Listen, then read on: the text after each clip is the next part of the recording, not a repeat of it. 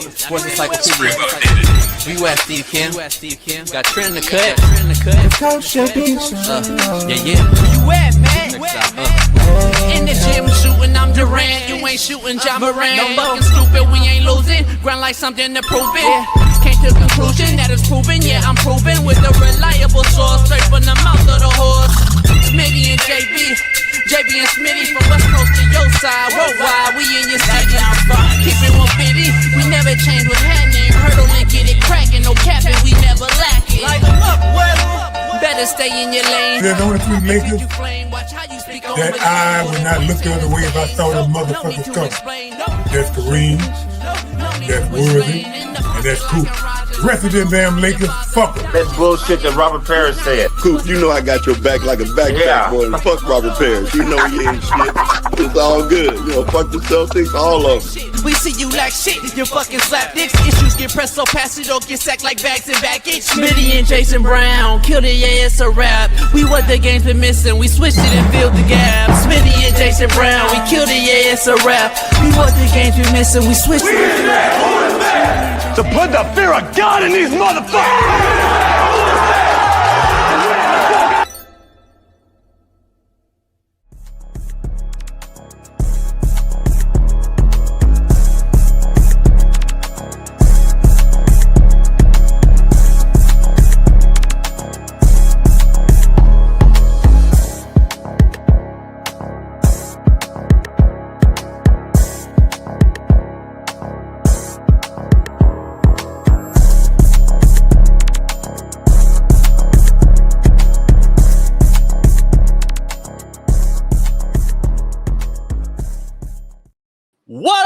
What up, man? It is Free Game Friday. We're in the building. So pound that like, subscribe, become a member if you're not one.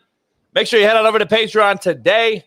We got a loaded show. Big Matt McChesney, Shaun King, Smitty and I will rock the house on a Free Game Friday after a horrible selfish performance by the Cowboys star wide receiver, George Pickens. We're going to dive into that, though. George Pickens. The Steelers let you go for a reason. I got a little inside source.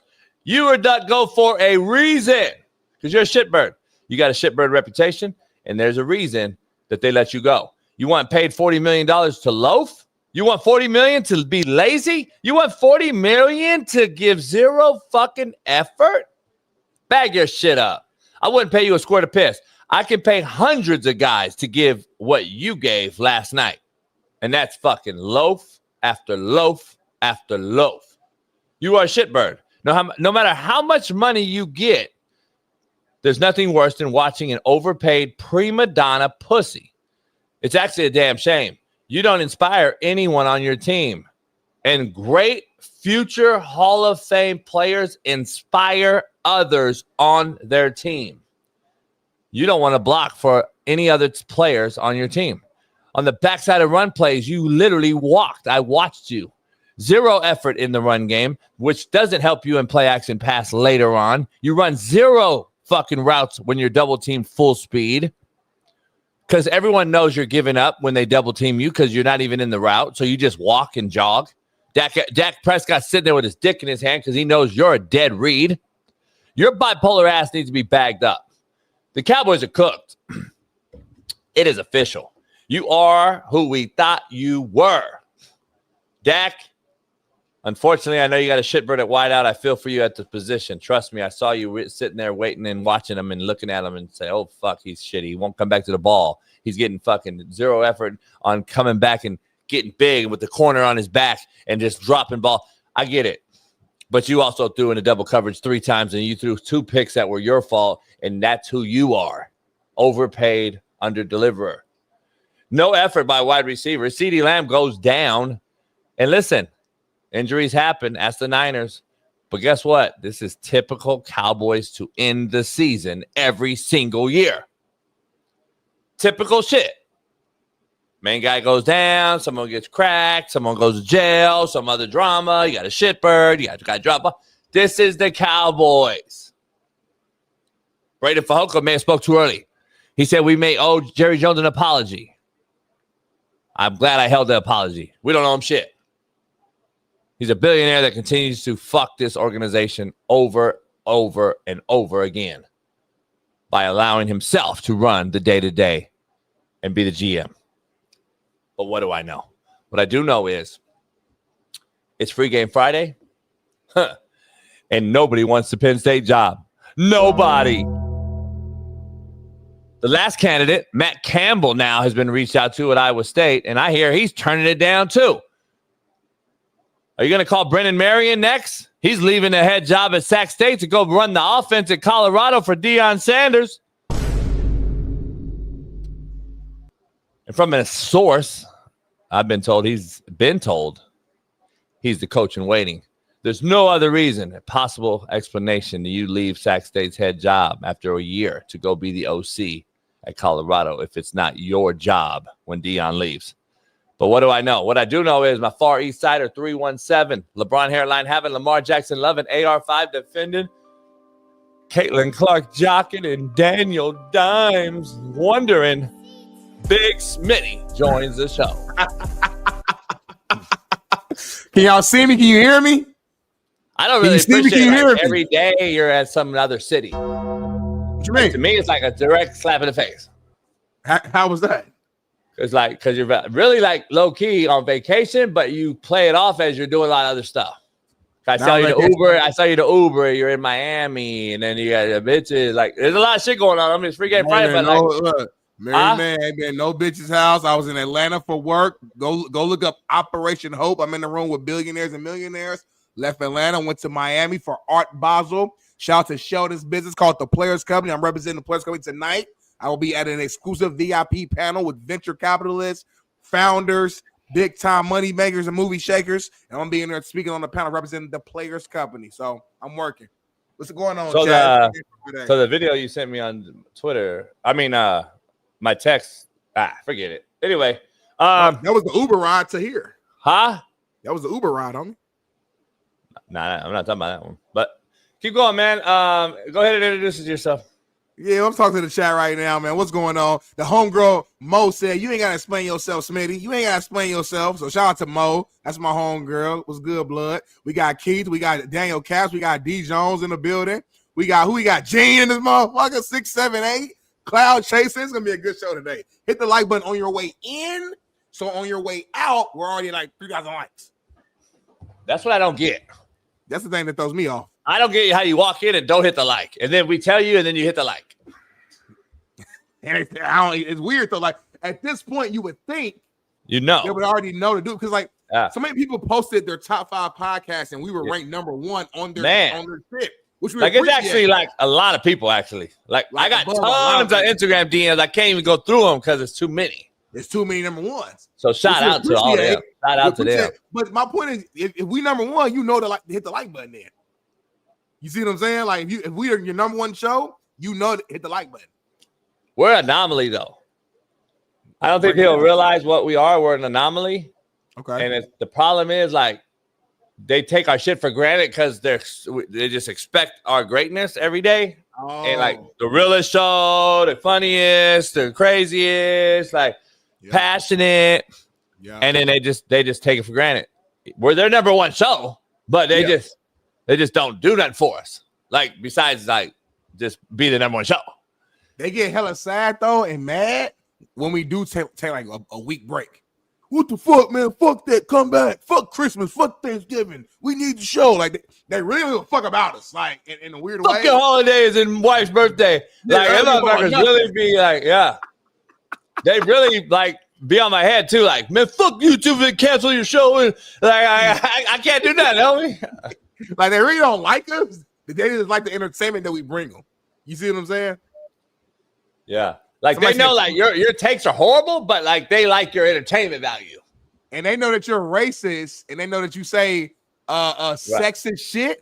Yeah. But like you're entertaining. So they like that too. So then it's an anomaly. They haven't figured me out because they like, hey, I want to press them, but then the motherfucker got like real gangsters around. Like, I can't like they don't know what I am. Like they're scared to run up. They talk, but then they don't run up. Yeah. And you do got real gangsters around you, but they are older now, though. They're 50 plus. That's the worst one to be around. Don't get it twisted. I don't want no gays. But anyway, man, we got a loaded lineup. Not really today. We don't. It's really not. I say it every day. Today is just Matt and Shaun. It's not loaded, but yesterday was loaded. Goddamn. What makes the lineup loaded though? Like I don't know. Like just a gang of motherfuckers on the show, and we just. What's the number though? I know it's loaded when you're basically quiet most of the show. Okay. Because we got so many motherfuckers just back to back. It'd be tough. I'd be like, do I cut the motherfuckers off? I know. You do a great job. And then people again, they bet Smitty don't even talking. You guys don't get it. It's a fucking 5 box, homie. They don't get it. Yeah. We got Steve, Weddle, and Shaun on the same fucking show, homie. Like, we all can't talk at the same time, homie. You know how to follow. I'm a leader in the follow, but the best leaders know how to follow first. Ooh, shit. Was that quote of the day? Create more leader, not followers. So, but yeah. That's the quote of the day. The best leaders know how to follow first, homie. That's a fact. You wasn't always the leader off the bat. Speaking of that, quote of the day. Brought to you by Smitty. A man without enemies is a man who's never stood for shit. Just on the fence, homie. Just on the fence. Real shit, homie. A man without any enemies is a man who's never stood for shit. You know, it's funny you said that because I'm finishing up reading the autobiography of Malcolm X.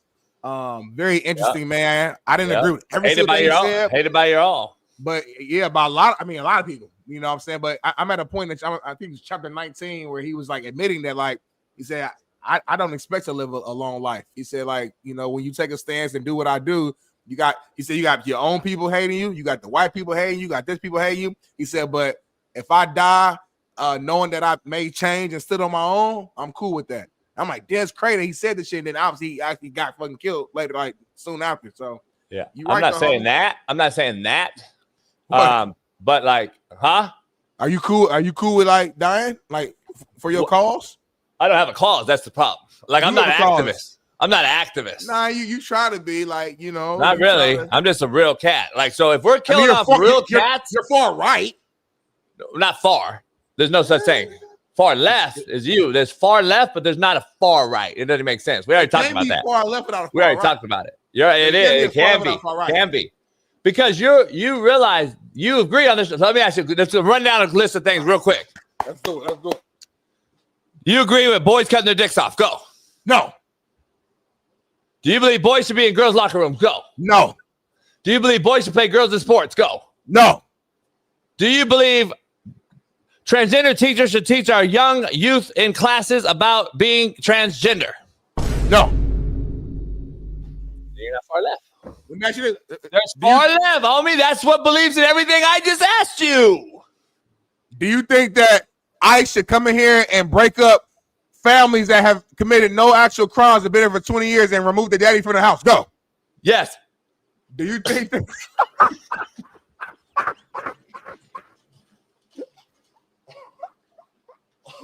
Homie, I'm gonna say, I know. I'm gonna say every fucking question, homie. Keep going, homie. Keep going, homie.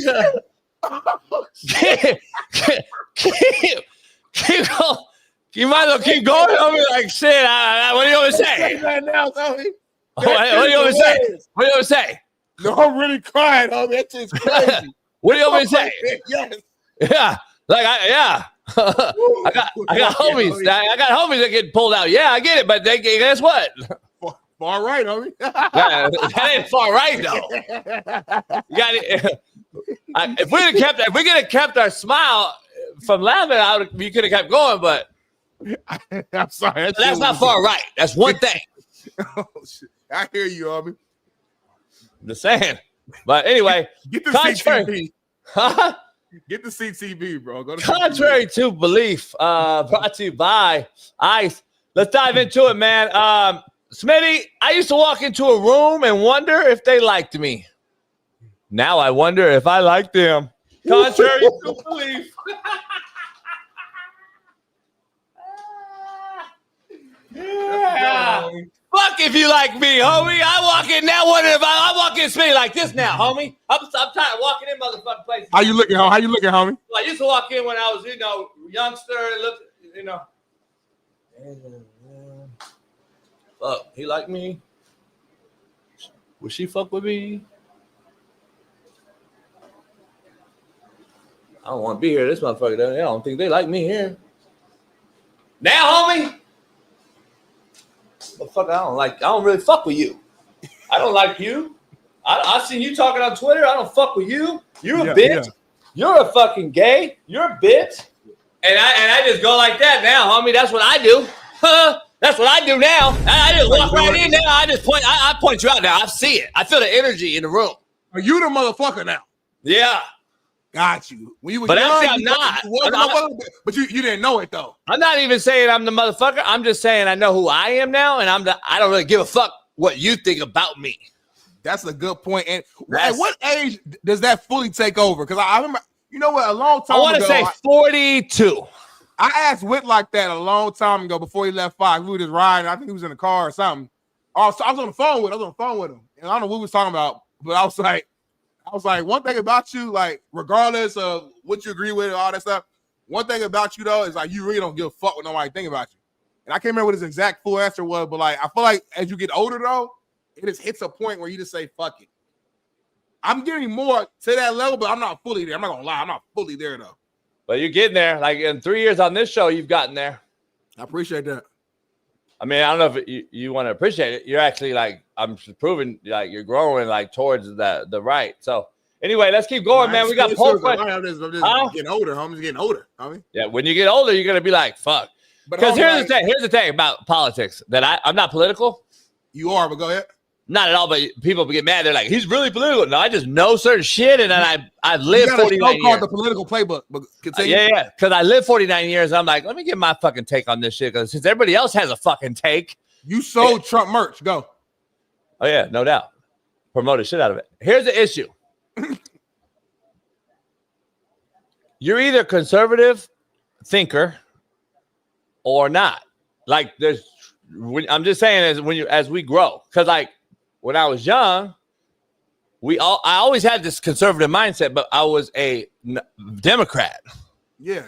Because Democrats at the time were, like, not going for fucking trans, cutting off dicks and putting women with men in sports and fucking boys allowing them to be in a fucking, you know how many Democrats we knew growing up that were just straight like, motherfucker, I will fuck you up. You going to my sister's fucking locker room.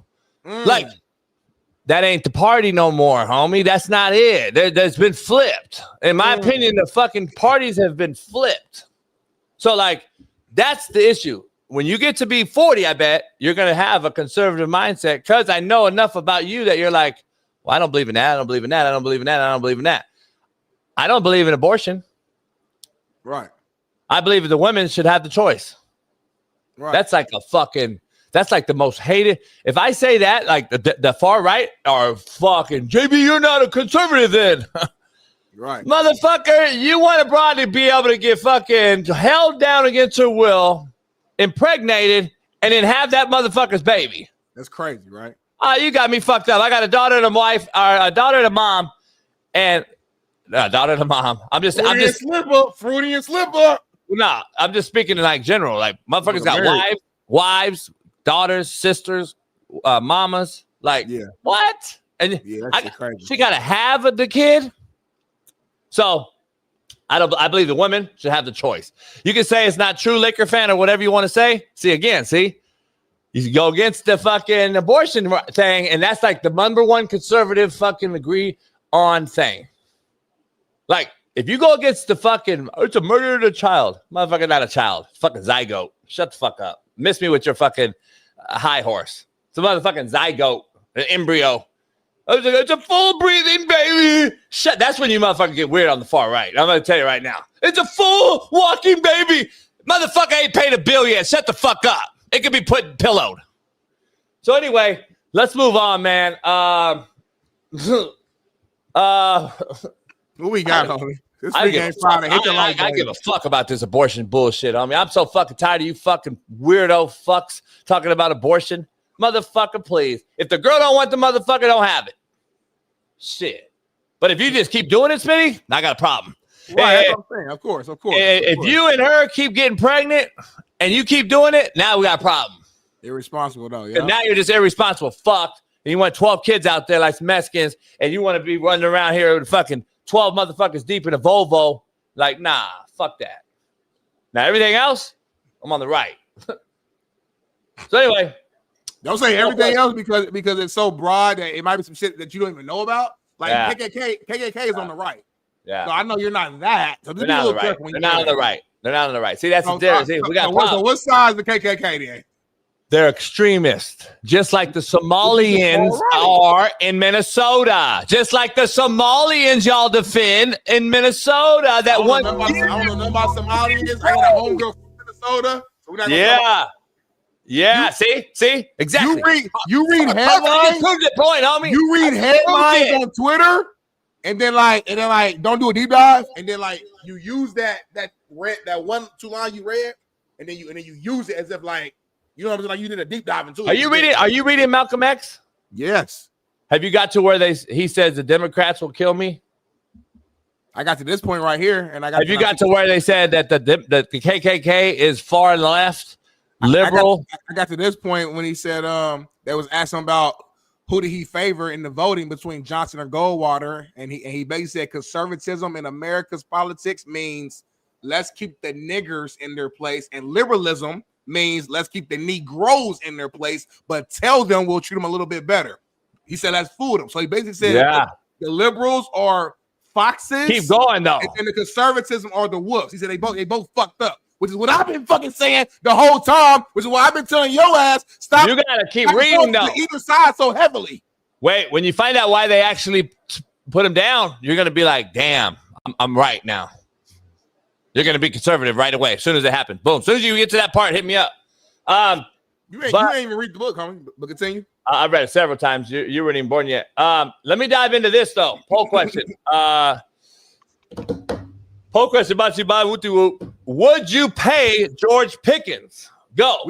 We can't promote shit no more. Look at that fucking shit. I mean, you got to pay him. Yes. You don't have to. Because, that's like saying, yeah, I gotta take it, ass. But this motherfucker, I'm in jail. He a top 5 receiver in the league this year. Don't matter. I guess with him, I feel like you gotta take the good with the bad. Is what I'm trying to say. Let me ask you this. I agree with you. You have to take the good with the bad, but let me ask you this: how many shitbirds can I find to give that effort? Oh, I mean, a ton. Hundreds, right? How many of those shitbirds can you find on the flip side to go out there and get 160 yards, 10 catches, and 2 touchdowns? Not too many. So that's that's every 3 games, though. I can go find hundreds of guys and pay them to give me this effort. To give me this effort. Here's my point. If I pay him to me, we're critiquing the shit out of Mike Tomlin and the Steelers this year. Even though they're in first place, tied 6-6, and we're critiquing the shit out of them, right? Yep. Fire Mike Tomlin, fucking get him, whatever. He said, I'm setting this franchise up for success down the line with cap space and getting allowed to get some money into this place, because if we give this guy $40 million, I know what I'm going to get. So he's left him some space going forward. I believe you can find a bunch of wideouts wideouts are falling off trees now, Smitty. Let's just be real. Go look at the last few drafts where you found Pro Bowl wideouts in the middle of the draft. You're right. And you can go get a Justin Jefferson, even though Jamar spits on you, can get a Jamar Chase. You can get a T. Higgins, who's a solid as hell number 2. That's could be a 1 when your 1 goes down. You can get you a Nico Collins. You can go look at the guys. Ohio State has 3 of them right now. Only one of them will get. Smith will get highly drafted. He got Cardell Taylor, whatever his name is. He's going to get. He's going to be in the mix. He's going to be in the mix. The other kid is legit. The kid Auburn has 3 freaks. They're not even getting the ball because they fucking. But if you know what football is, Louisville has, I told you, the best freakish wideout in football to me. There's guys you can go get, dog. I don't need to pay a guy that we already have seen the body language of over 5 years. I'm like, all right, listen, we know what you can do, but we also know what you can do. Oh, shit. And I'm just telling you, you can cause a lot of friction. When the shit gets rough and I got to depend on you, look, that's what the guy is every single time. Go look it up. I was just looking at Steelers games when the shit was shitty, when the game was tight. He ain't going on the backside in the run. Motherfucker, when Najee Harris fucking blew his shit out because this motherfucker just stood there on the goal line. No one wants to talk about it no more. The motherfucker not going POA, point of attack on the backside, getting nothing for his guys. This shit right here, just allowing picks and balls to be batted. This is not a new thing. If this was the first time, Smitty, we could be here like, oh, maybe he was sick, don't feel good. Right. This ain't the first time, though. So eventually, the stripes on a cheetah or the dots on a cheetah don't change. The issue is that he's second in the league in receiving yards and he's top 5, I think, in receiving touchdowns. So I get all that. With all the bullshit, there's a lot of positive too. I mean, listen, I mean, if you're saying the Cowboys don't have to pay him, okay, I guess I hear you. That's one thing. But like, by you saying someone will pay him. Exactly. And somebody, I mean, because if they don't, like, what are you saying? Are you saying the motherfuckers should be out the league? You know what I'm saying? Let me ask you this. Let me ask you this. Did that performance, because remember, he has a reputation. So the reputation's out there, right? Him, Diggs, Tyreek Hill, whatever reputation is, they have something on the right that people look at and say, all right, I'm approached with caution. Yeah. So let me ask you, did last night, while the Cowboys have become over 500 for the first time all year at 6-5 in the playoff run, Big King on this show, blasphemous take, said they're the best team in football yesterday. Yeah. He said that team was the best in football. And I said, you're out of your goddamn mind because of guys like that. I can't trust. I'll never trust a guy like that. Here's the problem, Smitty. Did that not deter, whatever the word is, NFL guys next year to sign him and give him a big bag because of the reputation? He did good. He's kind of been quiet. He's been balling. And then he comes back to this and he shows you what he really is. Again, his true colors came back last night when the shit got tough and serious and he got a real game and you got motherfuckers talking shit. And dog, Detroit's whole secondary is fucking hurt and you couldn't play better than that.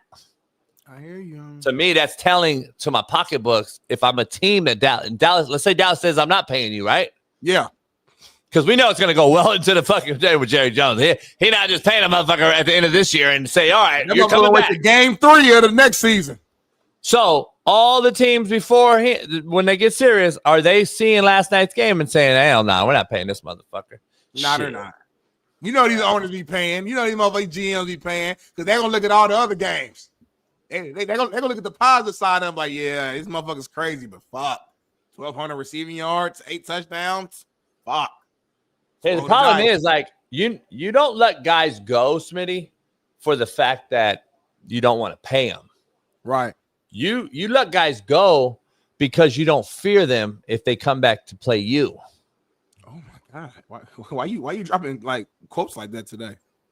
I'm just saying, you don't pay guys. You don't avoid paying guys because you're scared of losing them. You avoid playing them because I'm like, motherfucker, go ahead and go to the Eagles. We're not worried about playing you. We know who you are. You ain't that dangerous to me. Like you ain't. Yeah, we know. I know. Get in your fucking ear would call out your baby mama and you go straight shit. Like, you know what I'm saying? Come on, homie. Real shit. I would not pay the guy, and I would let him know. Like, listen, I'm not paying you what you think you're worth.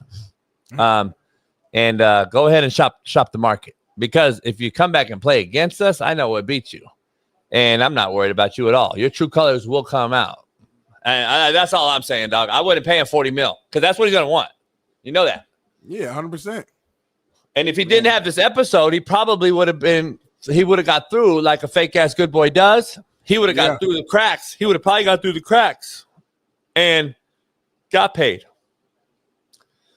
Last night's episode, Smitty. So one bad game. Yeah, it was not a bad game. It's not the bad game part because this is just this is on his resume. If you pull up his resume, he got 10 of these. Yeah. And it ain't about a drop ball because CD drops a lot of balls, and so does fucking a lot of guys. Jamar Chase drop balls, and fucking we can go through the drop ball. It ain't the drop ball. It's the effort. It's the backside of plays that show you're not invested in this team to help our team win. You see Michael Irvin and Alvin Harper on the backside of plays not going digging. I thought they were running fucking posts, and it was a fucking stretch play to Emmitt Smith over here, and fucking Alvin Harper's on the backside screaming like I was like, God damn. And then that's what great teams do and win Super Bowls. That way, when I do the stretch and pop up and throw the backside bang 8 on play action, you don't know as a defense if I'm going fucking run game or pass. Man. Do you really think George Pickens is not – you really think they know if he's not in a run play or a pass play? Did you watch the backside of run plays last night, dog? This motherfucker literally walked off a play. I watched the play, and this motherfucker – they reversed out Dak. And Pickens was like, homie, so basically, what you're saying is the motherfucking Lions sideline was like, hey, ID Pickens for runner pass. Yeah. Just watch Pickens. Pass, run. Here's the other problem. Because I've had guys like this where I've had to like finally, they were so good. I was trying to get through to them. And I'm like, you lazy motherfucker. You can't coach effort. If I have to coach effort, then you're done to me. Because like effort's a personal thing. Effort means you care. That means you care. Yeah. And so, Smitty, I'm like, if I fucking now play into him, meaning this, because I've played the mind games. All right, motherfucker, walk, and then the guys think he's walking, and then they run into the run box, and then I tell him go, and then we throw him a fucking right. Yep. Touchdown. Then the kid thinks he's the shit, but I had to actually manipulate him to fucking being his lazy ass self. That only works though for a while, Smitty, because then he thinks now he's supposed to be lazy, and we cater to his laziness. Yeah. And now he scored and benefited from it. That shit only lasts so long, dog. Like then I just said, you know what? I'm tired of being this fucking. I'm not gonna be a bitch. Get the fuck out of here. Like this ain't your fucking show. So I don't know. You can't be a bitch. That's just me. Huh? Now I'm with you, homie. It's a great breakdown, homie. Well, real quick, we ain't gotta do it right now, but I got we got a cameo that expires in the next hour 55 minutes. So we'll probably do it here live on the show at some point. Yeah, it's somebody's birthday. It says, yo, coach, our buddy C is turning 27. And the clown took off to Italy instead of celebrating with the boys. We need that classic JB combo. Roast them, motivate them, hit them with some real talk about leveling up at 27, and remind him to stop being soft. So we got to get you there whenever you're ready. We'll do it. But that's like their fault because they actually specifically only are talking about me, but hit the dual shot cameo up. Yep. So they could have just hit my cameo, personal cameo. They wanted me to get paid too. So like I'm just turning it like this and then have you do the talk, and then I'm gonna jump in and say something at the end, and then I'm gonna send it to them. So I'll do it right now then. All right, I'm gonna press Let me see. I need the screen though. I gotta see it. Let me pull it up. You gotta see it. I didn't send it to you. No. Just put it like that. Because I'll blow the screen up. Yeah, I can see it. Okay. Well, let me hold on. Let me you ready? I think so. Let me see. Hold on. Right there, it's perfect. Oh, Christian, shit. what up, Christian? Wait. Because they got to see you. Huh? Because they got to see you too, though. Like, the way I was holding it, they couldn't see you. Oh, yeah. You see what I'm saying? No. Damn. But they can see you, right? Well, if I fuck. No. Is that on your face or not? I mean, I can flip the camera and make it look at me while you talking. That's my point. We just created a new cameo. Homie, at the end of the day, the motherfucker, his homie name is C. He's turning 27, and the motherfucker is going to Italy instead of hanging out with his homie. All right, let's go. That's all I need. Go. Yeah. I'm gonna put it. I'm gonna flip it like this, so it's on you, and then his name is C. 27, Italy, no boys. 3, 2, 1. C, what up, man? It's real coach JB, Big Smitty. I know you're turning 27, going to Italy. Hopefully you get some pussy and not fucking your homeboy sitting there circle jerking your motherfucking self off. It's your birthday. So make sure you enjoy that shit. Don't do nothing I wouldn't do. And don't be a fuckstick and a shitbird. Get back to being a slapdick like Smitty and I. Appreciate Jamie, you. hold on quick. This motherfucker left his homies to go to Italy. Oh, then he's a bitch. Guess what? Homies over hoes, always. Don't chase hoes for nothing. You fucking slapdick. Happy birthday, though, man. Hey, birthday, C. I'll fuck with you. Perfect. That's what I do. Pay up, get paid. All right, we good. We back to the show, man. Hit that like button right now. Subscribe. Anyway, back on the rundown. It's Free Game Friday. We doing all type of shit today. Moving on back to some NFL, some football topics, man. Veteran cornerback Darius Slay, whom the Buffalo Bills claimed on waivers Thursday, says he's unsure if he wants to continue playing. It will not be reported to Buffalo. Smitty can't see it. Huh? But no, if I'm paying for y'all, both of y'all need to be on the screen. N-words are getting ripped off. I was on the screen, homie. I recorded myself on the screen. At the end of the day, you can hear we're talking to you at the end of the day. At the end of the day, though, like I get what he's saying.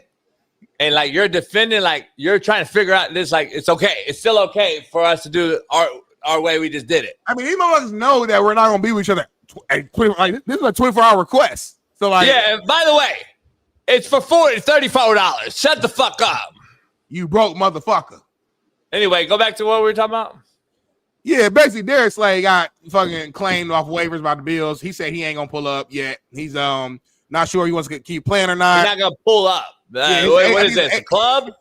If his agent said Slay is honored that a first-class organization like the Bills claimed him, but he is going to take some time away from football right now and decide in the next few days if he wants to keep playing. This was going to be his last season anyway, so obviously I don't think he expected to leave the Steelers or whatever in this way. So that's probably why he's in a position where he's like, damn, like I'm not playing that good. My body's fucking fucked up, and he probably is like, damn, I don't want to just go to Buffalo and be the same guy I was with Pittsburgh or be not be an asset for him. So I think he's trying to just figure out, D. Slay has been a first-class player, like majority, like pretty much his whole career, like all-pro guy, a guy that's like ain't really got like no trouble like that. So like I'm gonna take him for his word. I think he just really is trying to sit back and think like, damn, like I ain't trying to waste nobody's time. Let me make sure I still got this in me. So, but Marcel's always said, once you start talking about retirement, you're retired. So I don't know where to go with this. Like, take your time. Don't rush it. Just take your time. Nah, it's just I'm like, dog, this is what you play for. Like, you live to play this game at this level your entire life. And I don't remember people just talking Bills. I'm good. I'm going to think about it. Like, the season's over. So you're either just say you're retired then. Like, right. I've never seen nothing like it, dog. It just continues to get worse and worse. And this is a veteran doing it, but they're still obviously way younger than me. But I've never seen a guy just kind of disregard the availability of an NFL roster and just say, whatever. Like, you can't tell me that the youth isn't going to be this way even as youngsters, which they are right now, as Abdul Carter is showing us, as your other boy, the other kid we've been on all year, Keon Coleman is showing us. Well, that's just immaturity. I think that's a different situation. We've always had immature players and guys you had to like really do it. I think right now, I think Darius Slay he's not that good anymore, respectfully, and I think he knows that. So I think it's more so like, damn, like yeah. I mean, I could go to the Bills, but go to the Bills and be a shell of myself. Go to the Bills and so retire then, right? Right. That's what I'm saying. But he's not saying that. But this is the mental battle you go through, though. Like, no, he's not saying that, Smitty. When you finish playing, I don't know how easy it was for you, but it was fucking hard for me, homie. Like, right. when I had to really hang it up. But hang it up then. Like, this ain't. I'm not reading that here. What I'm trying to tell you, Smitty, I'm not reading that. I'm not reading that here. You ain't reading it right. Nah, I think you're reading it wrong. He don't want to play in the cold weather. He's waiting for the Rams or somebody to hit him up. That's the shit. Get out of jail free card shit, homie. This is that soft ass generation. I don't want to play in the fucking Northeast in the playoff. Wait till the Rams or the Chargers maybe need me. You know. See, when you get older and you become leaning conservative, you're gonna like, damn, JV, you're right. I can see through fake motherfuckers now. Like, see, I'm not left or right. The game. I'm God fearing, but I hear what you're saying though. Walk by faith. Yeah, exactly. They said that if you walk by faith and not by sight, you would never believe anything this motherfucker wrote. He didn't write this. His agent wrote this. Exactly. That's my point. So you saying the Rams about to pick him up in about 2 weeks? Yeah. And if the Rams are known for taking a low head at the end of the season and then winning the Super Bowl. Somebody gonna pick him up in the warm weather. They known for doing that. We got somebody on our show who was fucking chilling and eating food, hanging with the family. They picked them up and won the Super Bowl. So like they know for doing that.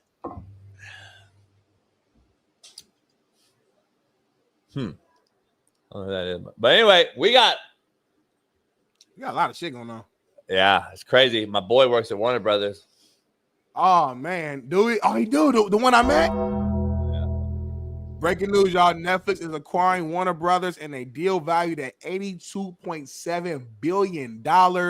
This is huge in the just production, entertainment, TV space. Netflix, I know they outbid, I think, Paramount and another company as well. This has been going on for a while, and I'm gonna start smoking. I gotta read this. I can't say it on TikTok, so I gotta go and dismiss myself from you guys. All right, one over YouTube. So as I was saying, if I was really interrupted, I'm just curious to see how what is going to come from this. We know one. What the fuck is this, homie? The disrespect that What is this? I have no idea what this is. I didn't do this. You did do that. But I can't get it off. It's on my phone and I don't know what it is. We're probably going to get copywritten for it and they're going to take our shit down now. There we go. So I didn't mean to cut you off. I was actually hot. And I told TikTok I had to get off there before I didn't get something happen to me there. But I'm trying to explain to our chat members who can you pull it up and do it all over for me as a friend. All right, now go say it again. I'm gonna quiet. Like the whole thing. Yeah, just tell me what's going on in who they outbid. Go ahead. The fuck. Breaking news, homie. Netflix is acquiring Warner Bros. in a deal valued at $82.7 billion. They outbid Paramount and some other companies as well. This is a big time move. Obviously, Warner Brothers, they got shows and movies in cartoons like Scooby-Doo, Looney Tunes, Game of Thrones, fucking Batman, Superman, the whole DC universe, Mortal Kombat. Did you hear about this? Did you fucking hear about what's going on? My co-host is reading it right now. Are you shitting me? So they just spent that much to pay for it. We better get paid on me. Fuck, I'm not bullshitting with this. I know what's going on, homie. He can't say what he's talking about, but I do know that there's somebody going through some things with Netflix right now. I'm gonna leave it at that. You fucking kidding me, homie? I better be. All right. What happened? My bad. I had to mute myself and get out of the screen spinning. Oh, you want to mute it? Huh? Nothing. But what's your reaction to Netflix spending $82 billion? Well, you didn't hear nothing I just said, right? No, we didn't hear nothing. Ain't that right, chat? We didn't hear nothing he said, did we, chat? No, I'm serious. I was muted. Yeah, you was. So what happened? I'm not gonna read it again. You can see it on the screen. But I just want to know your reaction to Netflix spending $82 billion for Warner Brothers. I think that this is gonna change a lot. Change TV, change streaming, change. No comment. I'm done talking. I was just text. No comment. But anyway, go ahead. Ted Sarandos, co-CEO of Netflix, said our mission has always been to entertain the world. No comment. So you can't comment on nothing Netflix. You know what? He probably can't though. Excuse now me? I'm thinking about it. On some serious shit, he probably can't, baby. He probably can't. He probably shouldn't even mention them. Probably. I was just texting. Don't comment. I'm being myself, being funny, but no comment. Yeah. No, that makes sense. So basically, that is you have no opinion on what Netflix just did. No comment. So like, because to me, I think Netflix gonna change the game, and I think by them getting Warner Brothers and being able to take these shows and these movies, they're gonna elevate to another level. We're gonna see more streaming from them because now they got HBO Max now. Like they got a lot of money. They spent $82 billion, but you only spent $82 billion to make $3 trillion. You see what I'm saying? So what's your thoughts on that? I didn't hear you. I got my shit muted until we get off to the next topic. So I had no comment. We're gonna do Netflix the rest of the show. Who? Hey, Callie. Let's move on to some. I'm not gonna call this BPS because I haven't seen the video yet, but I see the description, and I heard you guys behind the scenes doing a production meeting.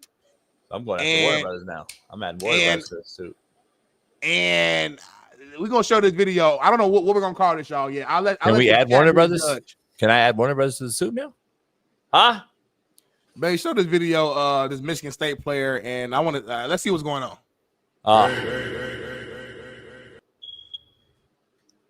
I'm just sitting back, enjoying my night. You feel me? Shit. Blowing down this good gas.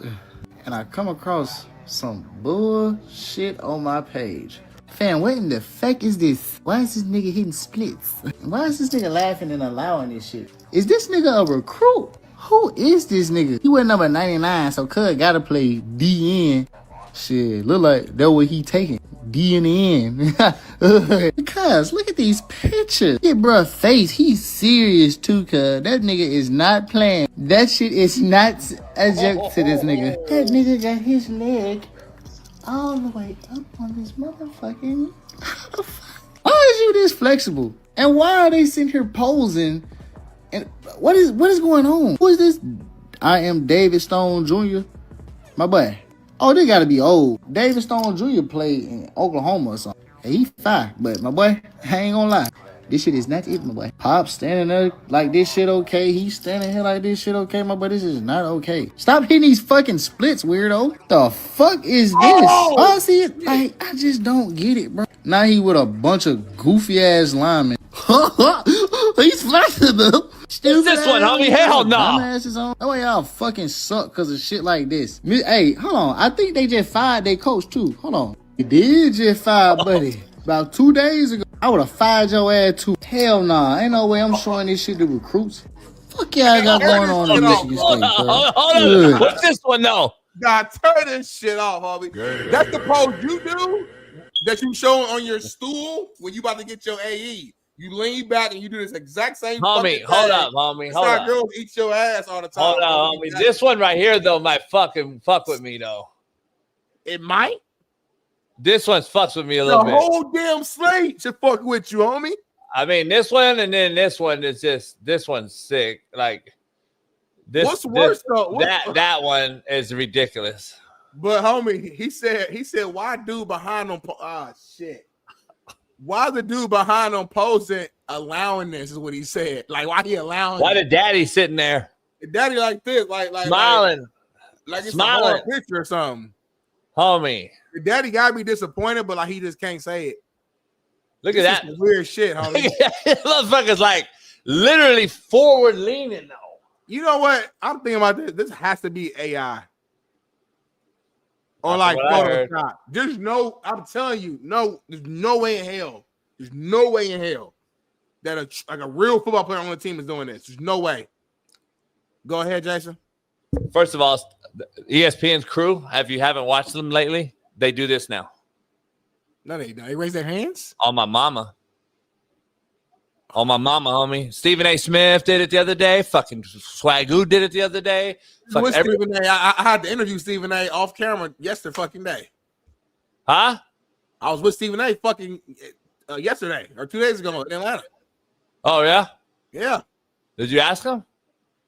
Not about this. I was working for some other shit. It was money. Did you ask them if they stole our shit? I didn't get a chance to. But anyway, this is fucked, bro. Listen, I'm saying it. Nah, this is inappropriate. That's the word I'm using right now. I know the angle you're gonna take. This is extremely inappropriate for a football player to be posting like this. Michigan State should be ashamed for allowing it. The family should be ashamed. The teammates around him should feel almost more ashamed for posing with him. To me, that's almost worse than the pose. Because maybe this is who he is. He's a weird motherfucker. But hold on, though. Teammates with him, who's laughing and joking and shit, that makes it even way, way worse.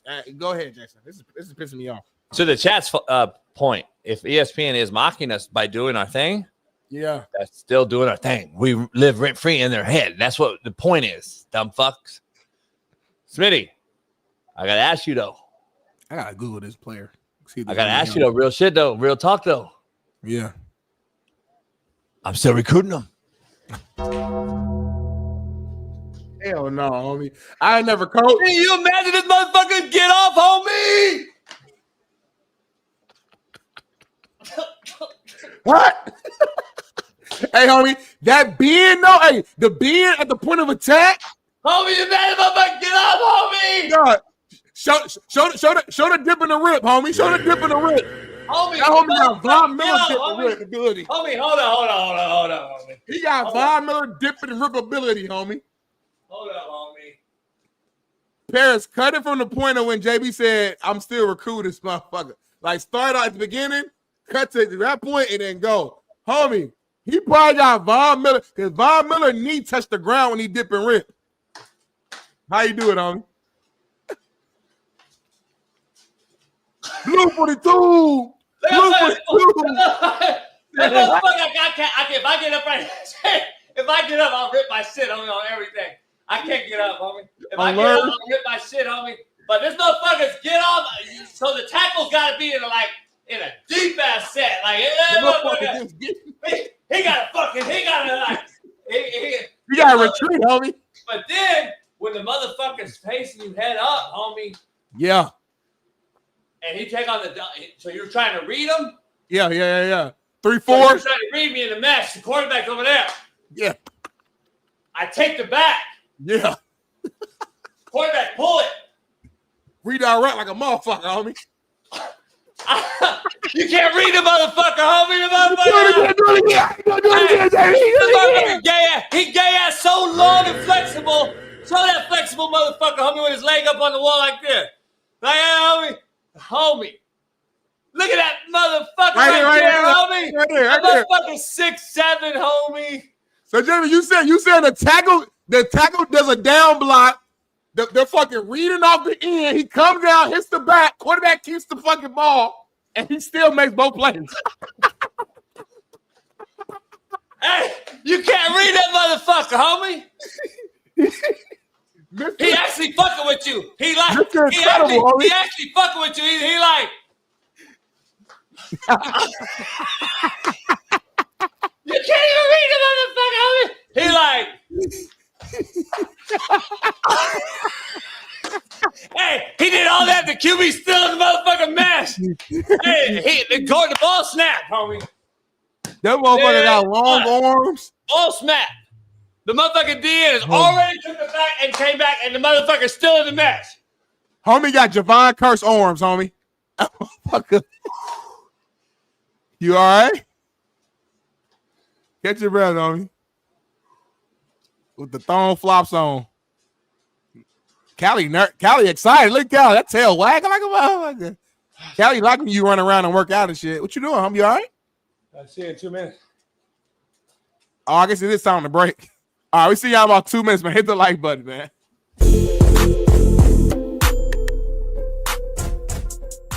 Hey, well, fuck it. I'll go home tonight. I'll drink my yak and smoke my stick, and I'll get it back cracking. Famous rapper Tusi has, I think it's a Tussie or Tusi, has committed to Syracuse to play football. He's best known for his hit song. It's called "Favorite Song." Is the actual title of the song, and now he's going to Syracuse to play football. I think he's a wide out, if I'm not mistaken. committed. They put the post out. He's been kind of working hard. He played high school football and then, kind of went to his music career. And once the music career kind of already, kind of popped and went off, now he's going back to his actual dream of football. So he's been putting in the work, man, putting out these different, training videos, things like that. And I don't know if he's I don't know if he's on full ride or if he walked on. I don't really know the situation there, but he is playing. It is official. I just want to know you guys' reaction to this as former coaches. I'm an elite talent evaluator. I am a great recruiter. You are.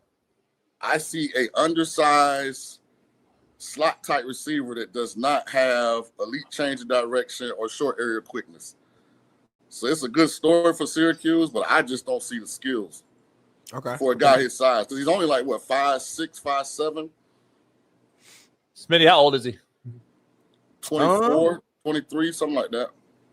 I had read the story. That's the only way I don't know who Tusi is. He's 25 years old. 25 years old.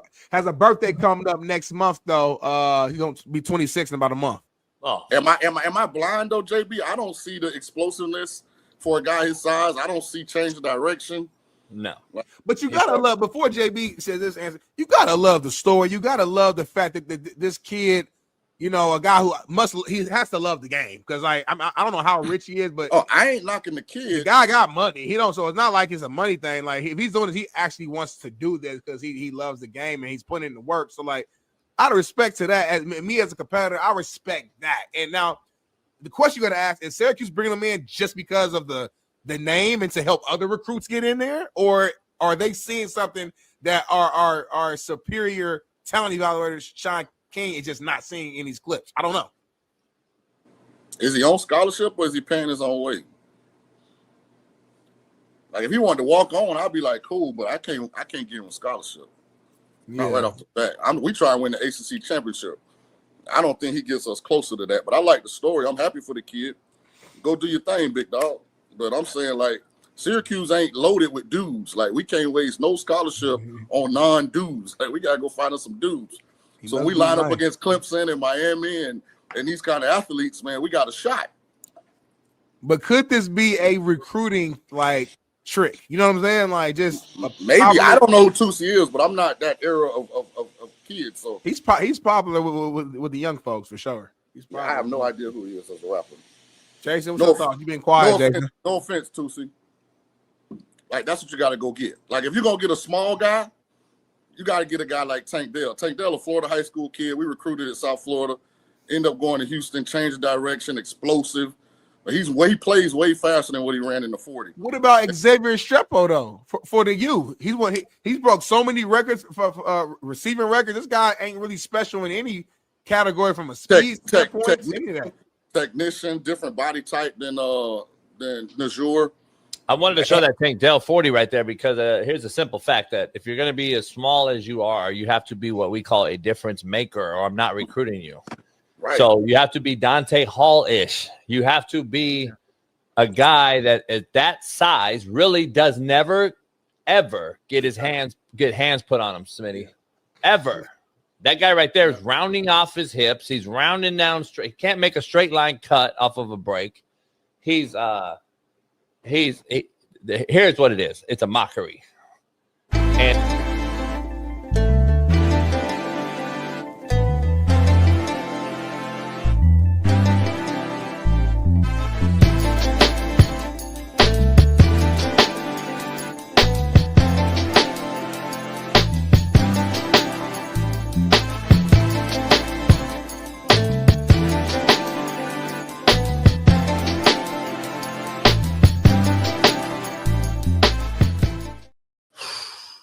oh shit! Compton's in the house. Compton's in the house. Back in the building. Yeah. What's going on, y'all, man? I love Free Game Friday. I wish Free Game Friday was every show. Delete our whole show now. Delete our whole channel for that. Yeah. For that one little 2 seconds. we were in notification. It's gonna say at the hour mark of the show. Yeah. Anything I do. You can't do nothing. It's only me, though. Seriously, we do need another avenue of money just to be safe. I don't like being in that position where at any moment you can just strip away my whole fucking shit. That's weird. Rumble. At least in my old job, at least they had to give me like a. I mean, they kind of did the same shit, but at least I was under like a contract to where they had to give me like severance and we're going to Rumble next week. We're gonna be on Rumble too. We're gonna have it all. We'll be on all the fucking platforms. Every single one they make. Like every single one? Yeah, fucking Twitch, Jits, Wits, whatever that. Yubu, Lubu. Hey, Chad, before we move on, tell me this, because I told JB, and I want to get y'all opinion. You guys see all these streamers right now, like you got the young cats, whatever, Rampage, Jackson, former UFC guy, he's popping right now. Don't y'all think that JB would have like a top stream? Like if he just fucking had somebody follow him around with a camera and just doing this everyday shit. I mean, we stream now, but we stream from a standpoint of like we're just chilling at the crib. I'm saying somebody's like following this motherfucker around. He at the yacht. He at the. Tell me what y'all your honest opinions in the chat. I'm just curious. Yeah, I've been approached, but I don't know. Like, here's the issue I have. All right. I don't know if I want little big man to know that I'm at Ross. That's the only problem I have. I don't want fucking Steel City Love to know I'm eating a fucking steak dinner out with a bitch. I don't want you to know my life. That's the problem I have. But what do you get? I hear you. I talked to Rampage. Yeah. And I'm like, dog, you really? He's like, dog, I'm like, fuck though. So see, you notice though, that motherfucker goes out of country to do it. Oh, that's fair. That's fair. So I got to go out of country and do it, and then I got to fuck up like Hamas and shit. Nah. But anyway, man, we got a special guest joining us, man. A Colorado Buff alum extraordinaire, NFL veteran, wily veteran, the owner and operator of 6-0 Academy. Our main man runs a pod 0 to 60 with Bailey. Yeah. Our main man, Matt McChesney, joins the show on a free game Friday. Is that Ice Cube on your shit? Is that Ice Cube? Straight it is, man. Today is a good day. Today was a good day. Is it a good day that Colorado fans want you taken out back, or? Listen, dog. All you Colorado softies, all you prime sexuals, come for me, motherfucker. Come at me. Take me out back, because I'll. Oof. This sounds sexual. So hold on. It might get sexual, dog. We got prison rules. Hey, yeah, there is prison rules with me, by the way. I don't think these average pussies, I don't think the pussies in the generation understand that, like, we fight different. But that shit is a little hate May, though. Like, I get it, Smitty. I get it. Smitty, I get what you're saying, but again, at the same time, like, I've been in the pen. And I'm like, hey, you got to fend. You got to do different shit, homie. You got to be different if you want to avoid that ass. I'll twist. I'll grab it and twist and rip that shit off real quick. Throw it out the window. All that shit. But JB would like. It's been times in the past where you talk shit to somebody. Like, take the eyelid off like this, Smitty, and I'm gonna put my finger in the eyelid and I'm gonna fucking pull the eyelid down like a shade. That's cool. That's normal. Captain Nathaniel knows no mercy. It's the hate Mayday stuff you be talking about that throw me off. Yeah, anything goes up. When it's life and death, you just got anything goes, homie. You started. Yeah, JB cussed my out like a year ago. He said, "Motherfucker, I make you my bitch in jail. I fucking see you like me." Like, whoa, like. There's nothing. I'm gonna be honest. There's no. Weird, but hey, hey, Matt. I'm gonna be honest, Matt. Matt, I'm gonna be real. There's no greater, like, it's like a slap in the face and a spit on. As the two things we hate as a man, like bitch made shit. Like I spit on you and I slapped you. Oh. I think it's a combo when you say to a grown man this. Hey, Smitty, I used to fuck motherfuckers like you in the pen. Don't use my name next time because I don't want motherfuckers like you. Use a fucking random name. I know that was like an example, but don't even use my name in the example. Is what I'm saying. Hey, Matt, motherfucker, hey, Matt, people, I've had real hardcore gangsters like. What is happening on this show this morning? Think about what you're saying. They're like fucked up, so they're really like, fuck. I don't want to fuck with this motherfucker. I know, but like, think about what you're actually saying, though, right? Huh? Think about what you act like. I hear you, but think about what you're actually like. What you're literally saying for somebody who always like you're a bitch. You're a bitch, and I'm fucking you. I fuck motherfuckers like you in the pen. Like I understand the concept. Matt, I know it's hard, but it's still like it's gangster though. Hey, it's fucking gangster though. It's gangster. Like Smitty, it's like gangster though. Like you gotta be gangster. You're like, fuck, I don't want to fuck with this motherfucker. Gangster, yeah. Hey, Matt, but you don't want to fuck with it. Like you definitely don't want to fuck with the guy though. Hey, Smitty, you definitely don't want to fuck with the guy though. Yeah, no, you're right. I don't. But it's also kind of like it's Smitty, be real. Smitty, let's put it in a scenario then. I just wanted to find a couple prime sexuals. What's going on? I don't know where we at now, Matt. It's your fault, Hey, Matt. Listen, Matt. I'm leaving the steakhouse with a broad. I'm leaving the steakhouse with a bitch, and I got her, and she walking, and you two big motherfuckers walk up, and you're talking shit. Hey, babe, go over here. Hey, homeboy. Just so you know, I used to fuck motherfuckers like y'all in the pen. Yeah, I'm probably not going to fight after that. I'm going to look at my buddy and go, we need to Thank leave. you. Dude. See, I saved her and the situation, homie. That's a scary thing to say to another man. I mean, Mike Tyson really said that in a press conference. He said, how fuck you see you like it or some shit like that. I said, what do you love me? Do you love me? Yeah. See? Told you. Well, look. I would say, give me the head job at Sacramento State tomorrow. Give me the head job at Sacramento State. I'll get up there, motherfucker, and I'll say, bro, I'll run through you motherfuckers like you like it. You would kill that job. That's a good program, too. They got some dough. Well, you know why? Because Shaq's involved. They disrespect you. Well, Shaq needs to come donate to CU because we got to pay the new coach. So, but to all the haters, thanks for watching, bro.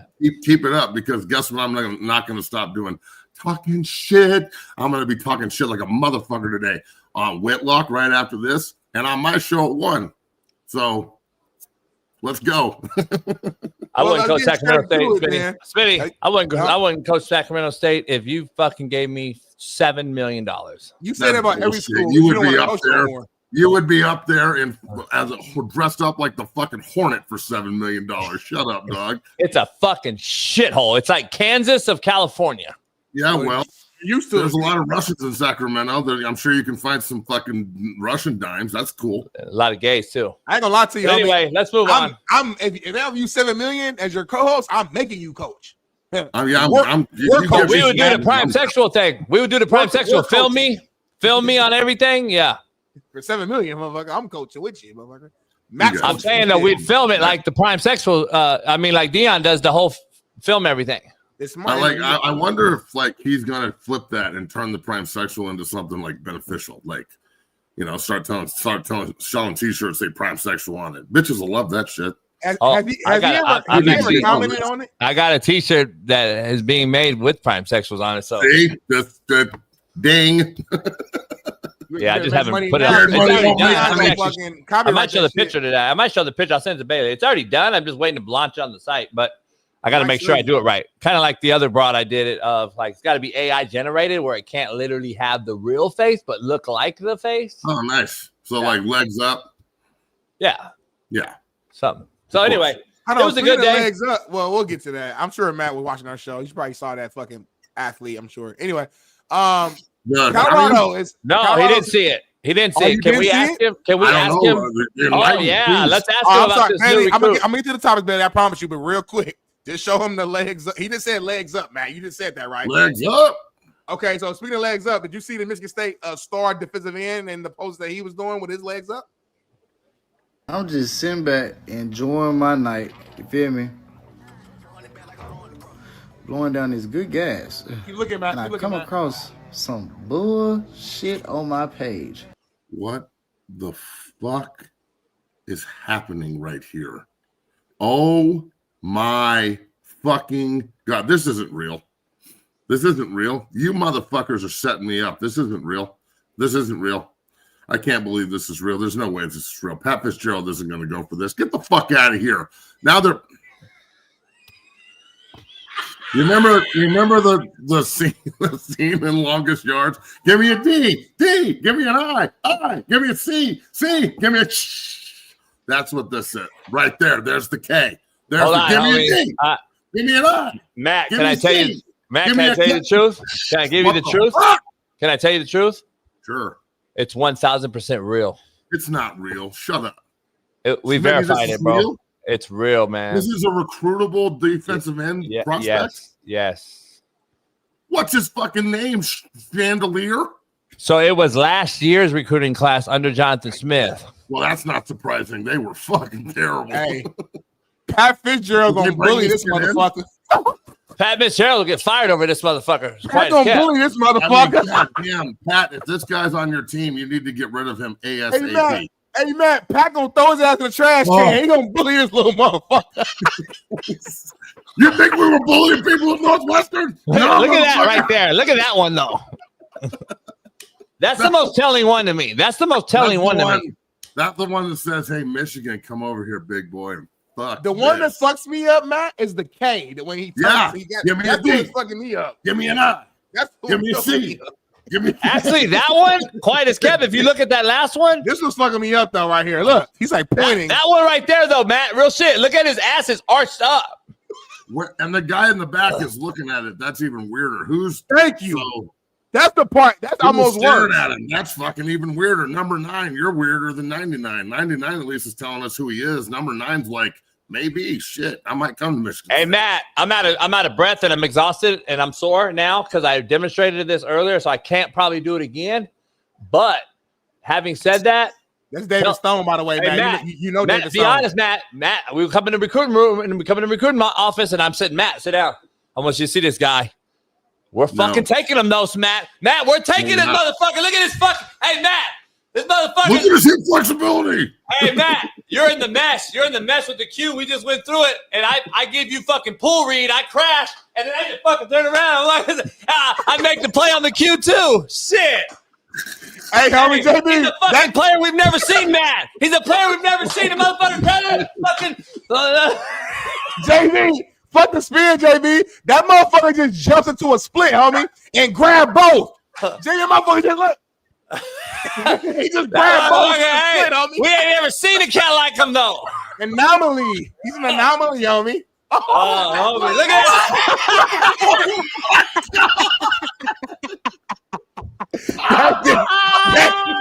it. The world's over. Hey, look at the guy right there. His head is where his nuts are, man. Hey, that's actually the worst one. That's the worst one. That's the worst one. That's the worst one.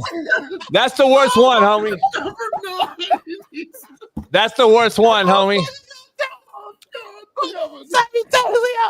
Oh, fuck. Right now, when I am fucking show's over. I gotta go. Homie, this is the worst one, homie. Real shit.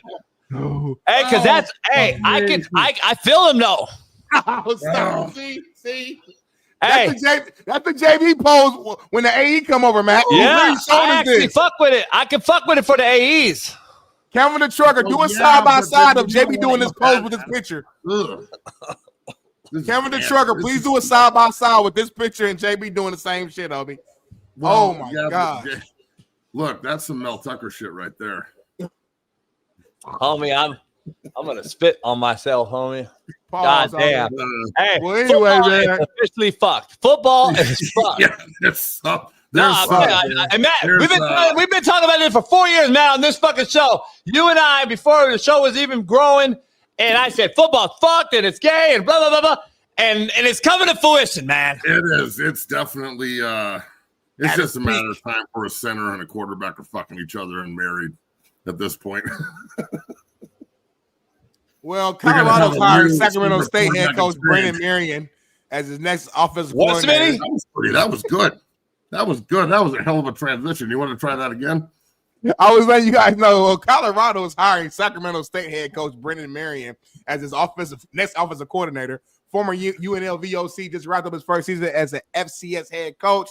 CBS first reported that he was the target. We got to ask Big Mac McChesney, man, the Buff legend, your initial thoughts off the move. I'm glad they hired a college coach as an offensive coordinator. The last time they did this, it didn't go very well with Coach Lewis, and I don't think it was Coach Lewis's fault. I think Coach Lewis tried to coach the shit out of Shador and get him to play within a system. He didn't like it. They fired him. They hired a yes man in Pat. It worked for a year. I don't know how much Pat had to do with that, with Shador and Horn and Hunter and Wester and Shepard and all those boys. They were just a good roster. And they played well together. This guy runs the go-go, and Coach can attest to this, it's hard to stop. There's a lot of different variations. They do run the football a lot, which I like. I don't think the reason I love this move so much is I don't think that he can be controlled. I think this is a let the animal loose rather than, hey, will you come here and coach for me because I can control you? And I love the move. I'm glad that Coach Prime is relinquishing some control and handing it over to a guy who's an ex-head coach. We watched this happen again, first with Lewis. I think Coach Prime knows that he made kind of a mistake there. And he's learning from his mistakes here and hiring a really young, innovative coach that did a good job at Sac State, that had a hell of a recruiting class. You know, that they got to pay him, and apparently CU's broke, and I'm not really sure how that happens, but I'm not in the accounting department. I hope that they can figure out a way to be more consistent up front, to be more powerful up front, to combine the go-go with a little bit of smash mouth, which they run the shit out of the ball in the system, so we'll see. I love the move. I don't really have anything negative to say about it. We'll see how it goes. I'm more concerned about the personnel and how many guys they're going to have to, they have a lot of young talent. They got to keep Seton. They got to keep Juju. They got to keep the Miller brothers, Omarion and D. They got to keep on defense. They got to keep Merritt and McPherson. They got to keep Slaughter. They got to keep Byard. They got to keep Davis Swain, all high school kids, which makes me wonder why they don't recruit more. And then after that, they're going to have to go get roughly 60 cats in the transfer portal. 60. That's what I'm concerned about. Not necessarily. I like this coaching hire, but if he's coaching a bunch of 6-tier transfer portal turd bankers, it doesn't matter. You could have Vince Lombardi back there coaching. If you're coaching bankers and turds, you're not going to win. So they've got to do an unbelievably good job in the transfer portal. They're losing 38 seniors, and I bet another 15 to 20 guys in the portal. So that's just what it is. And I'm excited about the hire. Now you've got to match the personnel to it and keep the people on your team that you know are going to be the foundation and the bed of it, which consequently, all of his greatest players have been high school kids, every single one of them. So why in the hell do they only have 11 high school recruits? And they have one Colorado kid who's not even in the top 30. I like the Manu kid, but he's a developmental prospect. He's not coming in to help this year or probably next. You don't have to recruit Colorado, but I just sent guys to Oklahoma and SC. So I'm just saying, I don't think it's as hard as they make it, but they sure do like to make it hard on themselves. Coach, what do you think? Yeah. First of all, I think we're in an era where you're hiring coordinators to now be the head coach of that side of the football. Yes. Right. Meaning you're no longer in charge of personnel either, as Deion Sanders is probably dealing with so many other things regarding health and et cetera. If he misses a spring ball again, for instance, I think he has a guy now that has head coaching experience who can recruit that side of the football. So I believe they're hiring, and this is just from what I've been told, they're hiring guys now across the country that actually recruit that side of the ball for their personnel of their system. Meaning the head coach is the CEO. If I do hire you, it's meaning I'm hands off. You're the head coach of offense. You're the head coach of defense. I'll manage y'all and I'll manage the group, but you guys got to bring in the players for your system. If that's how great if you're an OC, right? I don't believe he leaves Sac State for this job after doing what he did and the money that was thrown at him from Shaq and all these other investors if he's not the head coach in waiting. Yeah. So I was told he's the head coach in waiting. He'll be replacing Deion Sanders, and it's the only way you leave that job as a youngster. As your first head job, leaving after UNLV, you don't leave after 1 year. Unless so what you're telling me is we don't have an athletic director, and Prime's pretty much the athletic director, is what you just told me? Yes. Okay. He's going to take over. There's no way. I don't have a problem with it at all. I just want him to win. No way you leave that job, Matt. If it's on paper and it's in a contract that says I'm the coach in waiting, which you and I are accustomed to from way back when the Manny Diaz's and Mac Browns and James Franklin and Ralph Friedgens at Maryland, we saw the coach in waiting thing. It kind of imploded or exploded, whatever you want to use, kind of faded out, died out. Now I believe it's a verbal or nonverbal way of saying, I need you to replace me, but here you go. Here's the keys. Run the offense. Bring your own guys. And blah, blah, blah. That's the only way he leaves that job. If I'm his agent and Brendan Marion, who's a JUCO guy I've known since he was a youngster, I'd be like, Brendan, dog, you better fucking wait. Because if I look at it let's really piss off the prime sexuals. If I really look at it in depth, Matt, I'm sitting there thinking, so far you've had Shaun Lewis, and you can argue however you want to argue with, but you can say he used him as a scapegoat. Well, let's be real. I know exactly what happened, and I know people are going to get offended by this again, but I've said it multiple times now. Coach Lewis was coaching the shit out of Shedeur. Shedeur didn't like it. Shedeur went to his brother, and Lewis got fired. I told that. I was told that. And I'm tired of everybody sugarcoating it and act like it didn't happen like that. It's exactly how it happened. Everybody's man enough to handle it.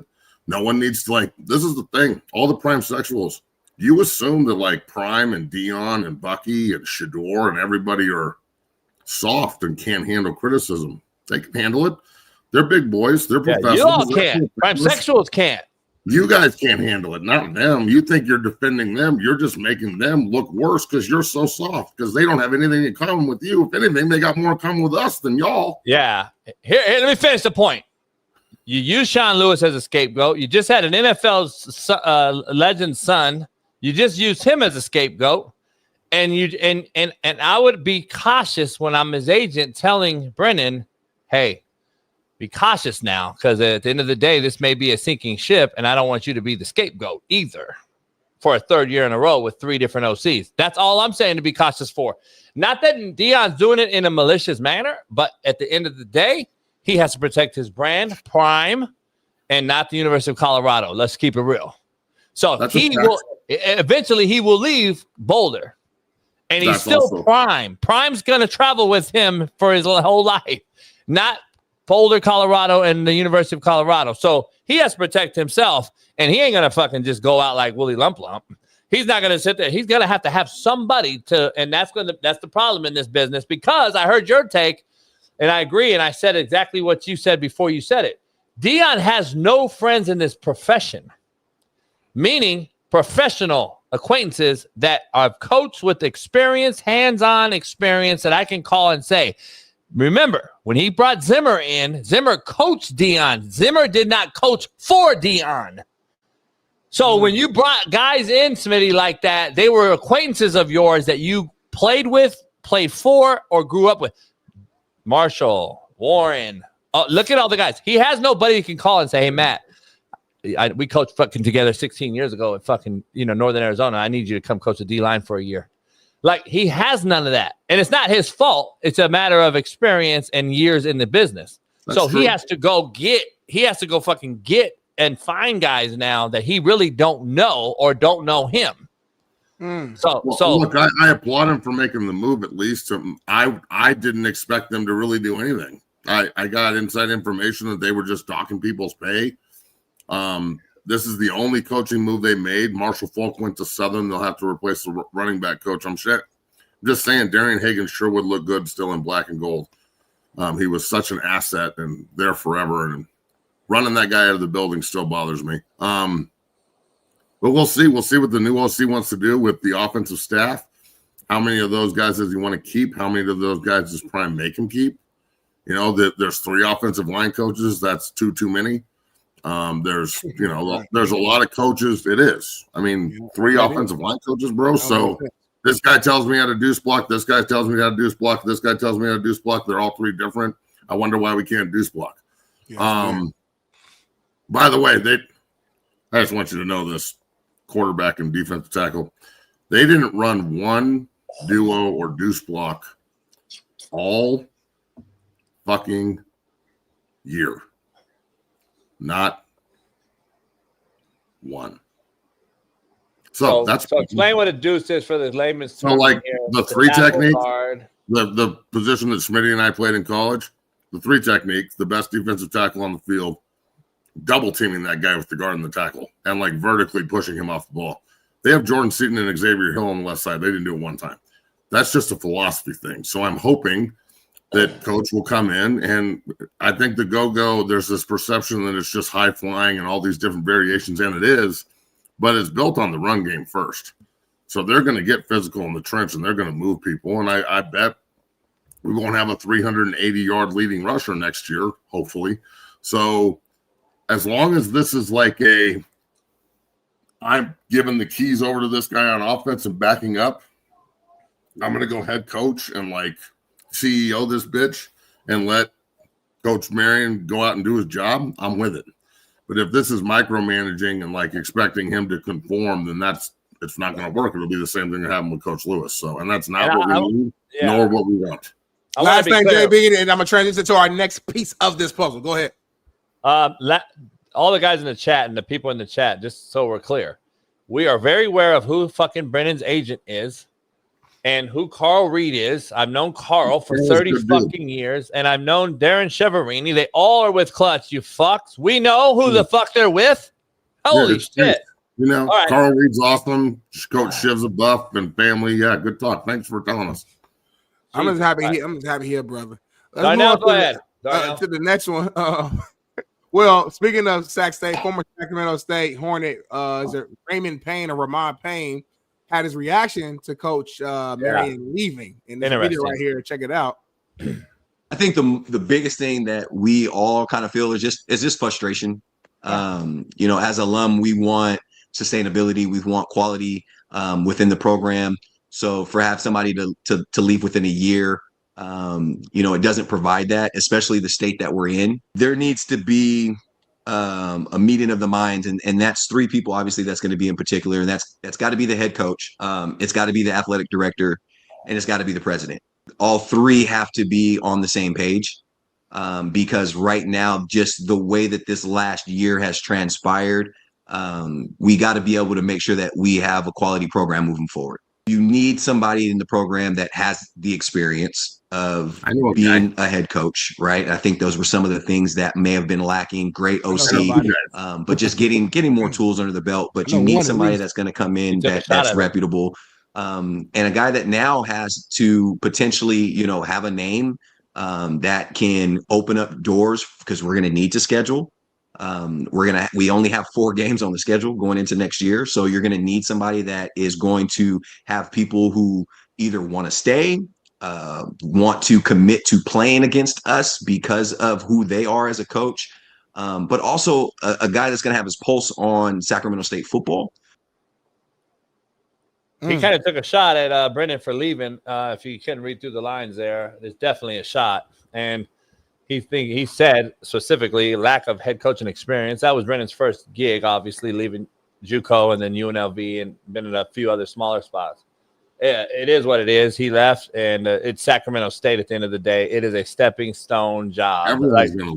It's not a fucking I'm there forever job. For life, so, right. I mean, look, personally, if they're not going to hire you, coach, which I don't know if you leave your job right now because I think you like it.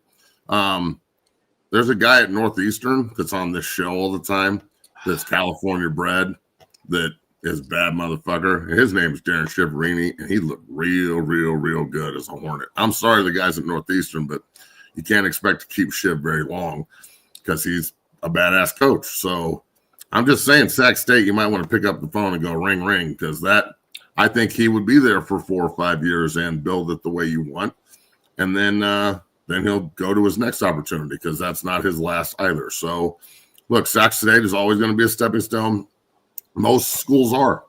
CU's a stepping stone, bro. Shit, Ole Miss was a stepping stone. Ole Miss is a stepping stone, bro. Everybody's a stepping stone. It's what it is. So, right. You know, there's no way to stop this, nor should you. We're not going to make coaches just stay in one spot forever. It's not the way this works. Good coaches, good players are now going to get plucked rapidly. And there's money everywhere, and if you can't afford it or you're cheap, you're not going to get what you want anymore. It's no more like, hey, come coach for me because of this, or come play here because of that. No, it's how much are you going to pay them? Players, coaches, everybody. That's the way this works. So, and everyone in the chat, it's not your money, dog. What do you care? I'm not wearing a cowboy hat though, so if I can just wear what I'm wearing now, I'd do it. I think you be swagging with a cowboy hat, JB. Yeah, I'm not gonna do it though. It's just not my get down. It's not my steez, Smitty. Respectfully, it's not my steez. Fuck is wrong with the cowboy hat, dog? Matt looks like he belongs in that motherfucker. Like, you're right. I grew up on a ranch. Right. You walk down the street and see that. Like, I gotta quickly be like, I used to fuck motherfucker like you in the pen, and then like walk away. Stop saying that, homie. And then I gotta say that. You're a fucking what, Darnell? Can you stop saying that on this show, Jason? Like, what? Say that. Say in your what? group chat. Say what? What you just said about.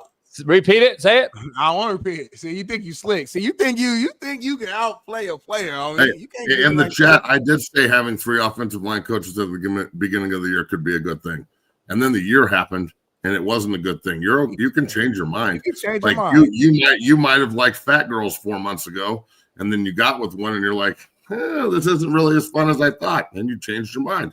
That's how it works, dog. It's I okay. always tell Jason that. I said, when you receive new information, you should change your opinion. You can change your mind. Doesn't make sense to keep the same thing. Look at that. You're not. Smitty's missing the whole point. But the point is, I don't have to apologize for it. That's Smitty. Smitty thinks you gotta apologize and say that you learned new things. No, you just say I was wrong or I learned new shit. I don't apologize. People apologize to me. Not in this example, I wouldn't apologize. Matt, you're not apologizing for saying I thought 3-0 line coaches could have been good. No, I didn't say you should have. Stop putting words in my mouth. No, I'm not saying you said it. I'm not saying you said it, Darnell, since you're on vacation and all over this fucking different country. I'm saying since you're in Miami and Atlanta and all these different places, you'd stay over there. All I'm saying is that don't have to apologize. He mad 'cause I'm traveling, Matt. He mad. He mad because I'm traveling and shit. All right, let's get to another relevant program. Go. Well, let's fucking do it then, homie. Kansas State Athletic Director Gene Taylor held back tears at Chris Kleiman's retirement announcement while sharing his frustration with the state of college athletics. We got to check this one out. God, that guy pisses me off sometimes. He gets up here all stoic. I get up here all emotional. I'm a mess. I've been a mess all day. Control yourself, dog. It's just a press conference. I know you love Chris. What the fuck? You can still go fishing with him. That's why it pisses me off. You just saw. You're getting a better coach and calling Kleiman. What's wrong? Walk out of this room and people love Coach Kleiman, though. He's the shit. I'm not saying he's not, but this. And what really pisses me off is he's doing it because where we are in this industry. And if we don't get this thing fixed, and I mean I'm a part of that, as every AD in the country and the conference commissioners, if we don't get this thing under control, more really, really good guys like Chris Kleiman are going to walk away from this business. He's not lying. I've already seen some of my colleagues do it because they just aren't ready to deal with what we're dealing with. We have to get this thing under control. We have to sign these participation agreements, every school in the country. We have to come together and run the business as equally as we possibly can, and right now that's not the case. And people are ignoring the settlement. They're doing things that are outside of the settlement, outside of the agreement, and we need to get it under control. If we don't, more good people like Chris Kleiman are going to leave this business. Man, factor cap, JB. Well, macro level, if you just cut it off when he's crying, then you don't listen to him. Then you never would have listened. You kind of would have.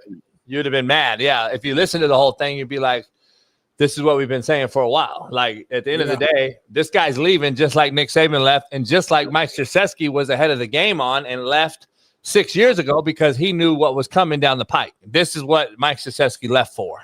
And that's what the real shit is. Nobody wants to talk about it. He was the first one to throw it out there.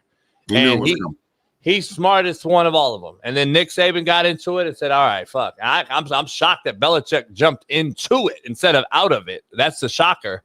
But at the end of the day, he's right. But I don't believe you can put the pace back in the tube. I think we're fucked. Like I truly do. It's all, look, this is the business I'm in. Yeah. I'm dealing with probably 40 guys in the transfer portal right now, another 30 high school kids, not including next year's class, not including the NFL guys. When I say tampering is rampant, I mean it. If they were doing what they're doing in college and the NFL, no one would have any draft picks and everyone would be fired and suspended. So the NCAA, the non-caring assholes in America, these corrupt sons of bitches. If they don't do something, then someone else has to do something, bro, because college football is bigger than just the Power 2 conferences. It's bigger than the Power 4 conferences. It's supposed to be something that it's not anymore. They got to get a handle on the transfer portal. They have to get a handle on, on the business side of this, which has become so cutthroat at every level, but they're not giving the players don't have the same representation as the coaches. Coaches have like real agents. Most players have street agents, right? And even I consider myself one, even though I'm a trainer and a coach and I've been doing this for 15 years. This is a new part of the business. And I just signed up with an agency called Esquire Sports to help me manage all this shit because I know what I'm good at and I know what I'm not good at. And there's nothing wrong with getting help to try and solve these problems because they are new issues. And the entire situation has become less about opportunity development, man building, team building, things that like are so important at the minutia level of not only football, but of young football players, because we're teaching 17 and 18-year-old kids now, instead of working hard, sacrificing and earning it, it's gimme, gimme, gimme. If you don't, I'm going to cry a fit and quit. And this is going to transfer into the real world. Like in 10 years from now, this crop of kids are going to be living in their mother's basements, really disappointed, pointing the finger, saying that they got fucked. Very similar to like entitled high school players that say, "Coach fucked me. That's why I never got to play." There's like 50 of those in your chat. So like this is a pinnacle moment in this situation. And if it's not handled correctly, which it won't be, let's be real, it's going to get worse. And I don't think you can fix it at all. I think it's the wild fucking West already. There's no rules. There's no players union. There's no, there's no like revenue sharing through the TV deals. That's what really needs to happen. And I'm going to say this again, okay, for like the 50th time on this show alone. In the last, 5 years of doing this shit, college football players need to strike. They need to stop playing football immediately. No one's going to show up and watch the walk-ons. No offense, guys. The good players sit, and you demand revenue sharing, and you demand a union, and you demand an equal seat at the table like you have in the NFL. Then things will change for the better because you'll actually have structure and rules, and people won't be able to go out of those rules if they want to stay in the game. Right now, there's no rules and structure. That's why it's such a clusterfuck, because anybody can do anything at any time. And that's just not the way this is supposed to work. You can get paid and have rules and structure at the same time. I know this because we watch it literally every Sunday. We got done watching it last night. Don't tell me it can't be done. College football makes more money than the NFL in regards to like there's 5 times more programs. Like the amount of money in college football is unbelievable. Yeah, let me ask you guys this. That's a great argument. point. JB, let me ask you this. How much do you think we're cutting like careers short now of some of these like really good coaches? Meaning they're like the Nick Sabans, the Coach Kleiman's, like if there was some regulations intact and it wasn't just a wild west, like who's to say Nick Saban wouldn't have coached, I don't know, 5, 6, 7 more years, or Coach Kleiman, 58 years old. Maybe he would have coached another decade. I don't know. I will say this. I know Colin Klein personally. He's from Loveland. He went to Loveland High School. He's a Colorado kid. I've known him for years. I love the hire. If Kleiman's going to step down and retire because of all this bullshit, I don't blame him. I mean, He's an old school coach and he's a good one. And he doesn't want to do this. Isn't coaching to him anymore. It's fucking CEO business, and that's not what he's into, I'm sure. Just like a lot of the old school coaches. So look, Coach Klein is a great hire for Kansas State. I'm sure that he's going to do a good job. He loves that place. Finished second in the Heisman, won a Big 12 title his senior year. So I love the hire, but I will say this. You're going to see a lot of the older coaches just kind of be like, you know what? Fuck this. I'm done with this. I don't want to do it anymore. And I can't blame them anymore, bro. And a lot of look, not just head coaches.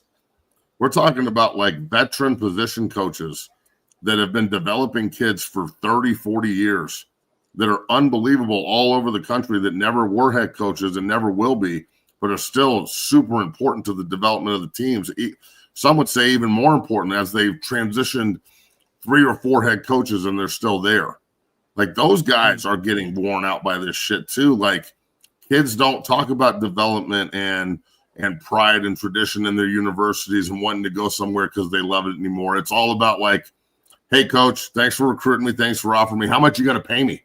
And like that coming from a 17-year-old kid to a 60-year-old man that's been coaching for 40 years, that sounds arrogant and egotistical. So it's the system is fucked up. It'd be like every single player in the NFL representing themselves or having like Uncle Bob represent them and shit. Like we need real agents. That's why I signed up with an agency. We need real representation. They need real money managers. That's why we went and contacted Beth Stentz, and she helped all of our guys. We need real unionizing. We need real leadership. Nick Saban, start the College Football Players Union, bro, and go lead it and start the change and be the revolution that we need, because both are attainable. You can get paid and everybody can live nice, and we can have rules and structure that allows the game to stay somewhat, to have some kind of moral character moving forward, because right now it's the fucking Wild West like I've never seen before, bro. I'm telling you, and I'll shut up after this. If I was doing now what 6 years ago, just 6 years ago before this all started, right? Mm-hmm. If I was doing what I do now 6 years ago, I doubt I'd be in the business. And the coaches would all be suspended and fired. People would be losing scholarships, show caused. But the NCAA just one day woke up and said, you know what? Fuck the rules. Everybody just do whatever you want. And it's crazy, homie. I don't feel bad at all. Fuck these kids. And I'm going to be straight up. I'm not really sympathetic to the kids. It's a business. I'm just saying the overall business from start to finish is broken. Yeah. Fuck the kids? Yeah, fuck the kids. And I want to make sure I'm clear with what I mean. Like 5 years ago. I'm not cutting my hair. I'm trying to grow it out to get a ponytail so I can go fuck your girlfriend and she can pull on it. Shut up. Yeah, Joe Dirt, motherfuckers. 5 years ago, Smitty, I'm going to pat myself on the back because everything Matt just said, I've been telling y'all for 5 years. Yeah. But what do I know? I've been saying this shit for 5 fucking years. You want a cookie? Yeah, y'all though, 5 years ago, y'all who's that? Have been enabling and been pushing the movement that we're seeing right now that has now ruined the game. When I told y'all, stop allowing these kids to do what they want to do. Stop giving them an inch because they'll take a foot. Stop enabling these little fucking spoiled brats. And now we have a fucking mockery. Now there's no getting it back. And to Smitty's original point, are we cutting coaches short? Yeah, we're cutting them short. That's why Sark wants to go to the NFL. That's why guys want to go to the NFL, not stay in college. If they still want to coach, they got to go to the NFL. They don't want to stay in college. And the NFL guys aren't going to college. Just FYI. I'm going to say this about this, and I think that you'll agree with me, Coach. I know. I fucking know you will. I know. Hold on. Let me finish this one point. Oh, my bad. Matt, we have to stop allowing fucking the Pavias and these fucks to continue to appeal and sue and get more years, though. Because that is ruining the entire sculpture of this whole thing. I don't need a 28-year-old quarterback entering the NFL fucking draft because every single guy, we have 50-year-olds now playing in college football. What the fuck are we doing? We got a 26-year-old rapper going to Syracuse. Stop the bullshit and now put on a fucking a hard cap on an age and make him go JUCO, Matt, and earn the right to go play D1 like we all had to do. Go grind. Go fucking get a scholarship. If you don't, go JUCO. If you don't do that, then get the fuck out and go work at Walmart. Stop giving everybody a fucking roster spot. They don't all get it. They don't deserve it. And look, that's pretty much where I was going to go with this. Is it's never been more emotional than it is now. Back in the day, if I was emotional about something and I was pissed off at the coach and I wanted to leave, I had to go home, smoke a blunt, look myself in the mirror and go, I better man the fuck up because he's not going to back off of me. And it doesn't matter about my emotions. This is bullshit. Man the fuck up, Matt, and go do your goddamn job. Now, It's, bro, I'm getting, so just so you know, if you're a graduate and I placed you somewhere and you graduated, I will help you in the transfer portal till the cows come home. If I just placed you somewhere in the last 2 years and you're calling me to go in the transfer portal, I'm not going to help you. I'm going to tell you to stay in school and man the fuck up. And that is the problem. Emotions are setting this. Like, here's these the problem. kids get emotional. They call mommy and daddy and they're like, I want to transfer. The coach is a dick because this isn't fun anymore. Blah, blah, blah, blah, blah. And this is why I always say to guys, do you like football? Do you need football? Because when you don't like it, you're going to bitch and moan and complain and go in the transfer portal and then quit. It's going to be someone else's fault. Everyone's going to be a dick that didn't help you correctly. Or if you need it, it doesn't really fucking matter. All this is bullshit, and all your anxiety needs to be funneled into work. And like, you can figure it out if you just go to work. Yeah, man. But it becomes so easy to quit now. Then everybody's just like, oh, you want me to work and develop and like earn my spot? I'm just going to fucking go to this school. And then when they tell me the same thing, I'm going to go to this school. And coaches are like, their heads are rolling around their ass trying to figure out how to keep their own players, recruit new guys. And it's unbelievable. Hopefully it stops. Hopefully the one-time portal, hopefully kind of reels it back in. It at least helps, I think. Yeah. But I think it's why is it in the middle of the playoff? That's the hardest thing. It's just so stupid. They're fucked up. You just do it when the season's over? They're throwing shit at the wall and making sure it sticks. That's what they're doing. They fucked up. Here's what to end it on me before you get out of here. This is what I'm going to end it on. You said emotional. It's a very key word to me because, Smitty, it's like some women, dog. When you push the older, like legendary guys out, from the Sabins to the Krzyzewskis to the fucking Klymans to the whoever's next, you hire who? Young guys. That's what this thing is going to be. It's going to be 28-year-old guys like Kenny Dillingham's to 39-year-old guys yeah. But this is what we're going to have across the landscape. And guess who 28 to 39-year-olds are? Emotional. They're fucking emotional too. So you don't think the kids are going to even be double emotional when you have young kids coaching kids? This in the hood, Matt, we used to say, guess what the problem is? Babies having babies. Because at Compton College, when I was there with all my good friends playing junior college football, I just had a daughter. She was fucking 6 months old, and I'm sitting there at 19, 20 years old, like, fuck, in junior college. And then I look down the locker room, Smitty, and 30 of us have strollers.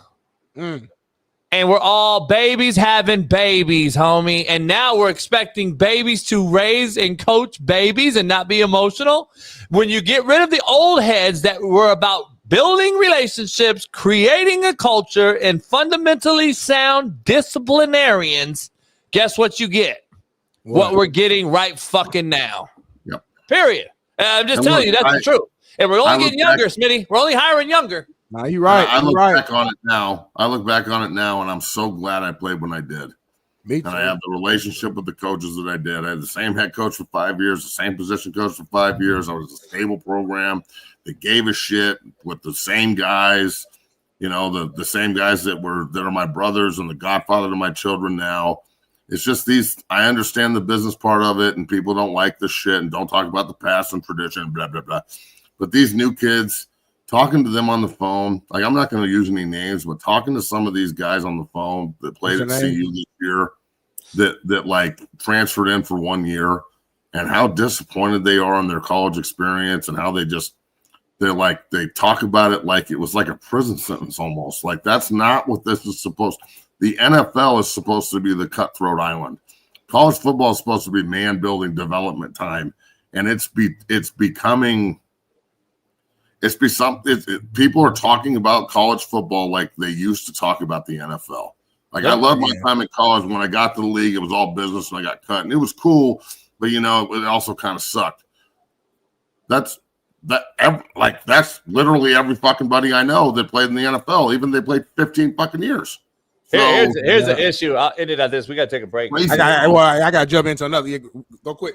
All right, let me ask you this. Let me tell you this real quick. This is the one thing that I think is also missing. Like, we have kids that are now at that age coaching kids What happens is by nature, just a natural thing to do when you're a man playing football. Hopefully you're an alpha male of some sort, even at 18, 17 years old. You are by nature going to talk to another younger person in a tone that is kind of disrespectful, but you don't think it is because you don't know and you haven't been told by a grown-up, shut the fuck up. Here's what I'm saying that for this reason. I went to my buddy's bowl game last week. One of my former players is coaching them. All right, he's 29 years old. And players are running up to him, calling him by his first fucking name.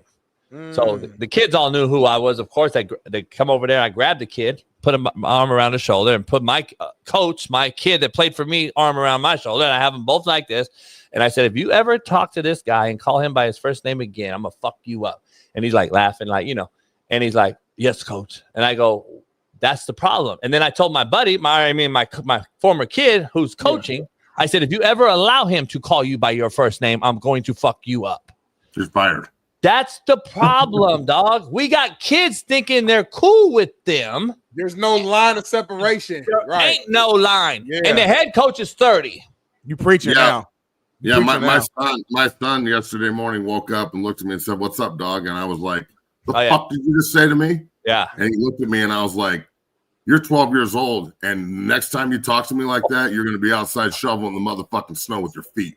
I'm telling you, bro, this is the world. We haven't coached it. Think you're talking to, and he was like, "Yes, sir, I'm sorry." And I was like, "Bro, you ain't got to be sorry, but I ain't one of your fucking buddies." We got never allowed my players, y'all. Huh? I think we got fucked all these kids up. Smitty, I never allowed my players to call me sir. I never allowed. You don't like sir? No, I don't like sir. I mean, sir sounds like you're talking to my dad. Well, sir sounds like you're like control and own that kid. Look, my sons. I always, especially coaching black kids, man. I'm like, no, fuck that. Don't call me sir. I understand. Call me coach. Call me coach. Yeah. Call me fucking coach. That's all I need from you. I don't need to be your sir. I'm not your daddy. I'm not your daddy. My children call me sir. The way I called my father, sir. Right. The way I called my grandfather, sir. Yeah. That's the way it worked. I didn't want my players. I didn't want my players to call me sir. Call me sir. I was raised to naturally say yes, sir, yes, ma'am. So sometimes I might have like just accidentally just said it. Like, I find myself saying yes, sir, and yes, ma'am to more strangers than I do. Yeah. Because I think that's just the proper way. It is. Yeah, it is. Right. But as players that I was with 20 hours a day, I call me coach. I'm going to build that relationship. We're in this together. Don't call me sir, because they'll take that sir and run with it and fucking act like, oh, I can go do some shit now. No. I'm your coach. I'm not your fucking daddy. I'm not your fucking employer. I still call all my coaches coaches. Like, I'm a grown ass man now, but it don't feel right to like call my coach by their name now. And you always should. How old I am. It don't feel right. You always should. I never call a coach by name. I saw Coach Barnett at CU, which I always do, and went up to him and called him Gary. He would look at me like, who the fuck are you? Even when Matt, even if you hear it, Matt, even if you hear it at the older age, if I have a former player say it, Smitty, like even a former player of mine knows. Once I hear somebody call me first name, I kind of cut them off. Jason. Let me ask y'all this real quick before we close out. What if you're coaching a team, right? Like you're the head coach, and one of the guys you used to coach years ago has grown up now. They're grown, and they're like coaching with you as like an assistant. Can they call you by your name at that point now? No. I'm still coach, dog. Still coach? Okay. Never stop. Hey, when a doctor operates on you, are you going to stop calling him doctor? Like, thanks, Jason. If he don't do it the right way. If he fucked my shit up. You might say, ow, fuck. But you ain't going to say, hey, Johnny, what the fuck you doing? Real quick, though, before Matt goes, because we did have some breaking news while you're on the show. We were talking about this a little earlier about Sac State and who they were going to bring in as their next head coach. And breaking news, man, Bailey bringing in. We found him. And he has his cowboy hat on as well. And, dog. That's a good look for you. Cowboy hat, it looks good on you, man. I think it works. It does. I think it works. You can expand yourself open to like a whole new generation of bitches with a cowboy hat like that. That's the widest. That's the widest I've ever looked. That's true. I don't like it. I don't like it. I'm not gonna do it. That's the widest I've ever looked. Monique, do you like that, Monique? All the ladies in the chat, tell us, do you like this look on JB? Hurry up and let us know. It's clean, I mean, Sean King I guess he runs the show, Bailey. He said, I need a second with Matt. Like I don't care. Like call him in. He's gonna talk me down or say, hey, what's up, Sean King? I got beef or something or what? Shout out to McChesney. You guys go and follow 0 to 60. I was consuming some of the product the other day. And I don't think like as a marketer now. I mean, consuming the product. Hey, I don't think it was malicious or intentional, but I did want to address you directly.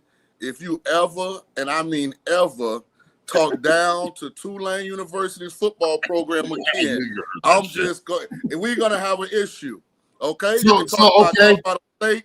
You can talk about your own alma mater, but do not talk down on that glorious football program that resides in New Orleans, Louisiana.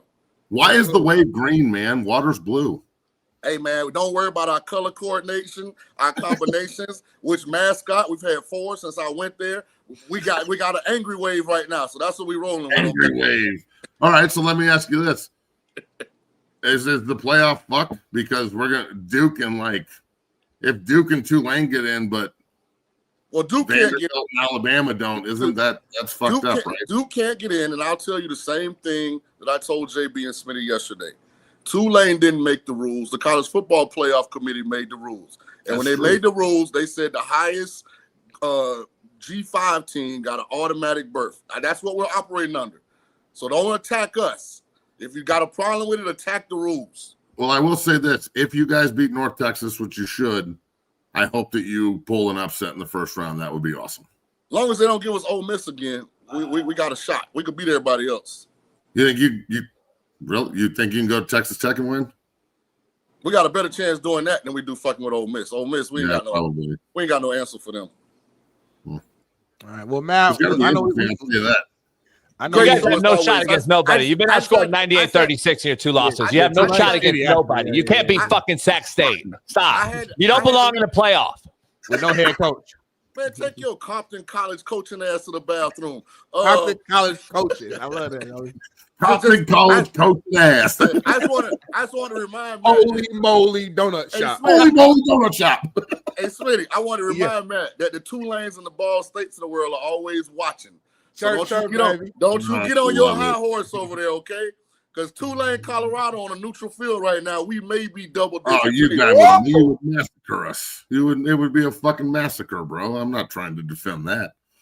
I'm just saying I'd probably rather see Texas Ole Miss rather than Tulane Ole Miss. That's all I'm saying. Yeah, I don't want Ole Miss. I'd rather see that just to see Diego's mom and flash us again. I don't want to play. Did she flash us? Man, I don't know if it was AI or not, but I saw some titties. She didn't flash us, did she? No, like Vanderbilt bronze shit. I don't know. Probably AI, but I can't tell what's real and fake anymore. So what the fuck? He liked it either way. Well, Matt, we appreciate you, my guy. I know you've been on for like an hour, so we ain't gonna hold you too long, man. Make sure y'all go. Tell my guy Brendan I said what up too. That's the homie. Yeah, for real, no doubt. Hey, you too. Have yourself a great day. Yes, sir. Appreciate you, Matt. Everybody clap it up for Big Matt. SK, listen, we got to do a quick break, 2-minute break. We'll do the video. We're going to bring you in the right way. I had to get some straightening. I appreciate that. We'll be back in like 2-3 minutes.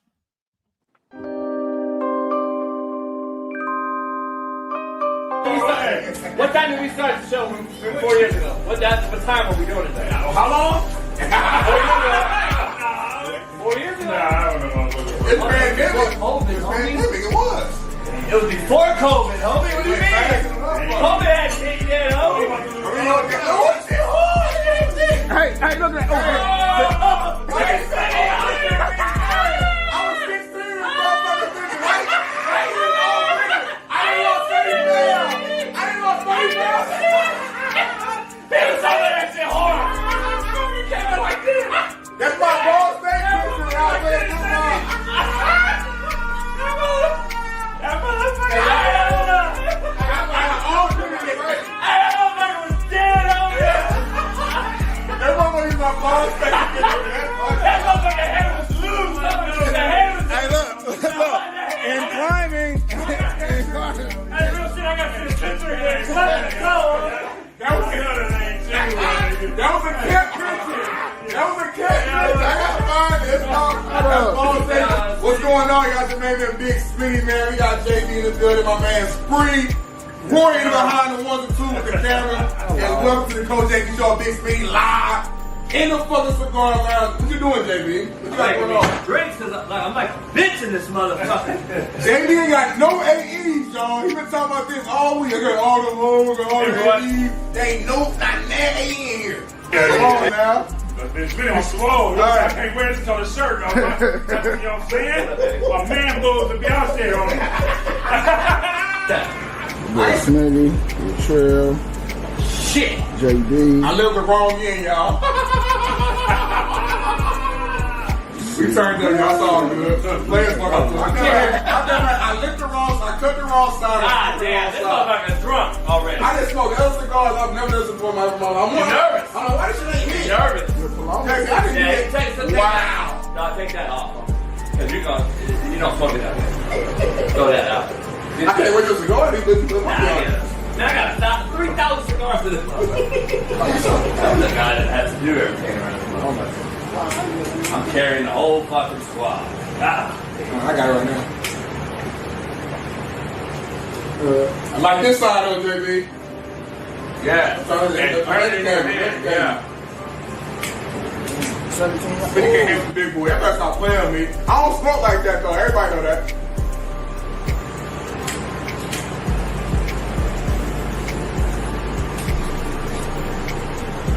Yeah, my mother smoking cigars. I ain't married, homie. Hold up a minute. I am not married. You are. How you a leader of me? Because I'm not married. You fuck everything. Yeah, you do. Short, S, motherfucking D. Short, fat, everything. Tall. Short, fat, skinny, and tall. I fuck them all. Get the fuck out of here. Well, you did get hot before, JB, on accident. That happened. I own with you. Yeah. Can you reshare the story though? Everybody get everything with him. Reshare the story, please, about the night. I'm trying to take this motherfucker to his house, and for 3 hours, we could not make a right turn. So we kept making a left-hand turn on everything. It probably went 3 hours, but it's at least like 30 minutes. Right. So, it's a long time. Motherfucker, all we can do is laugh, homie. Smitty, I'm gonna tell you right now.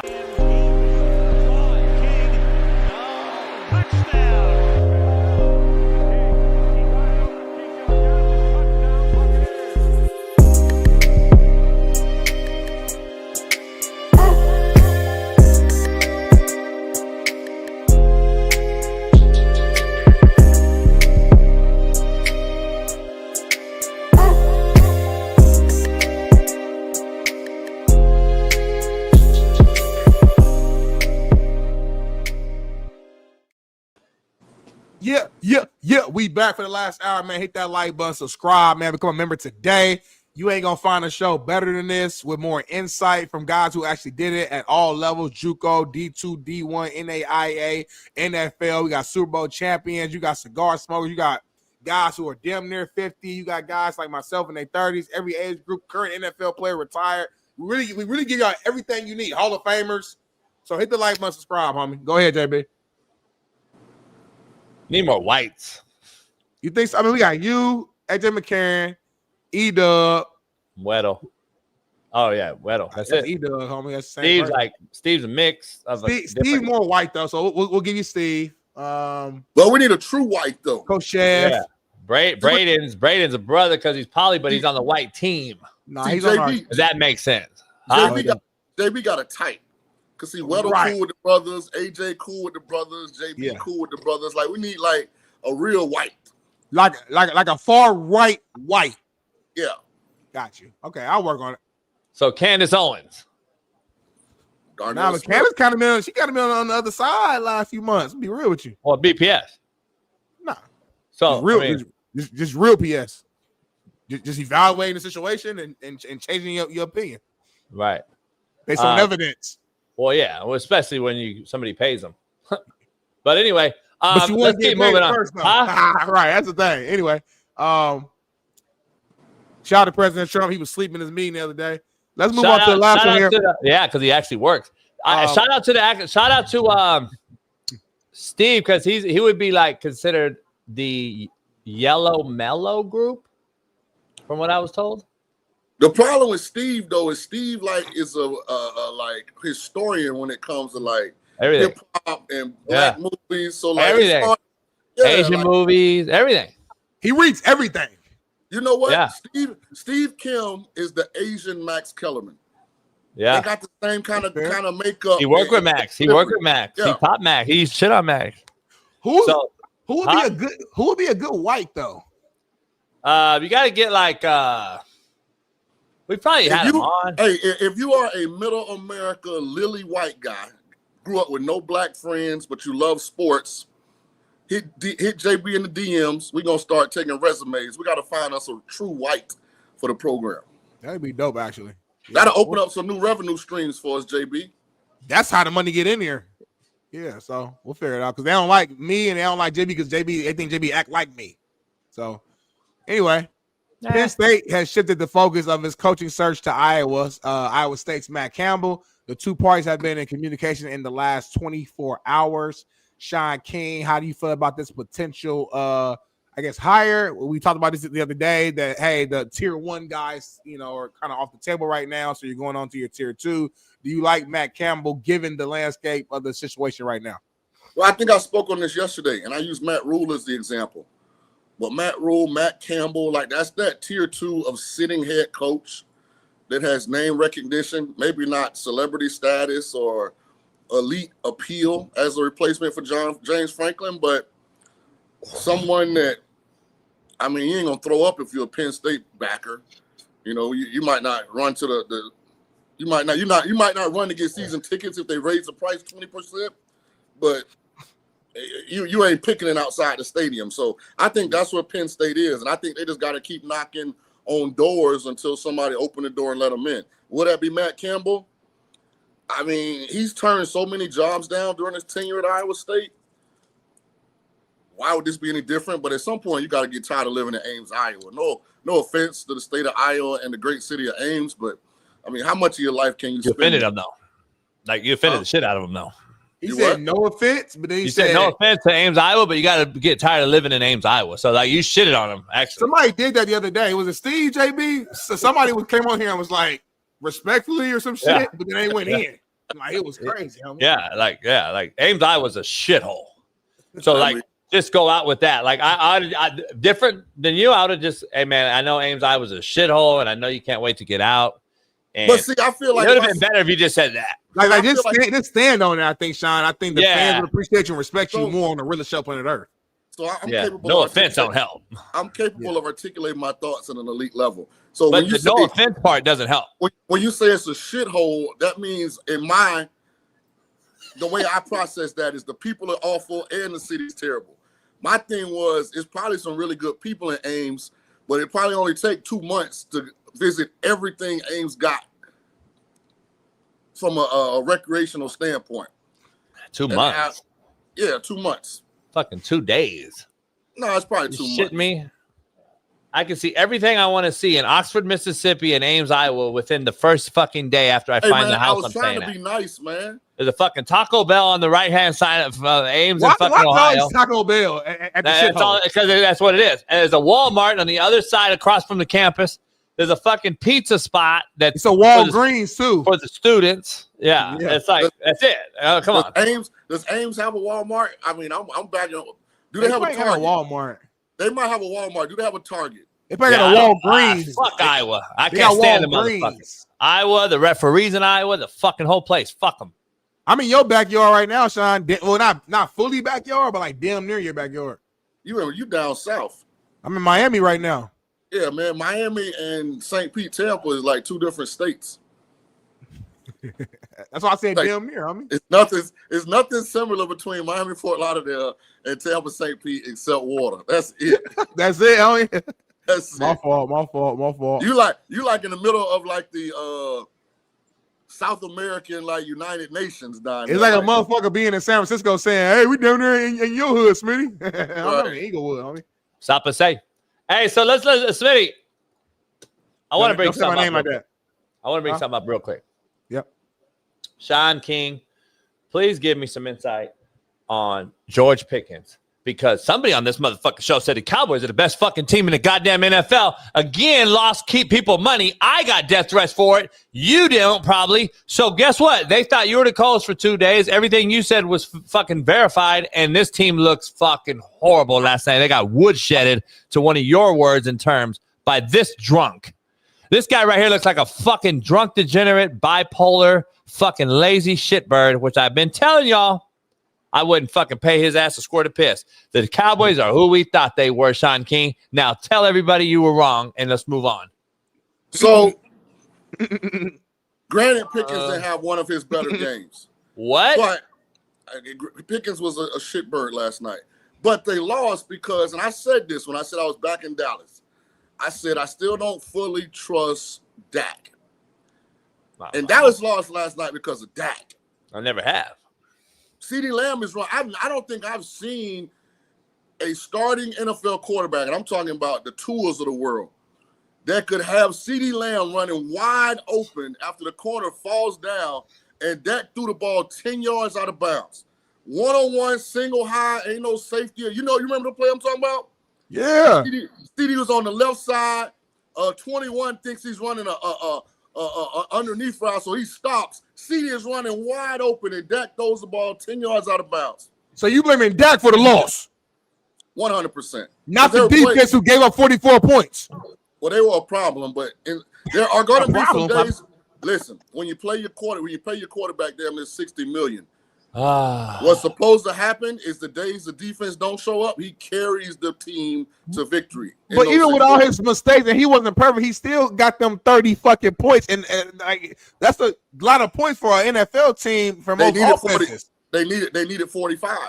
Right. So at some point, though, you got to put it on the Blue defense. 88. Blue 88. Hut. George, get off the field. Oh, George is a shitbird.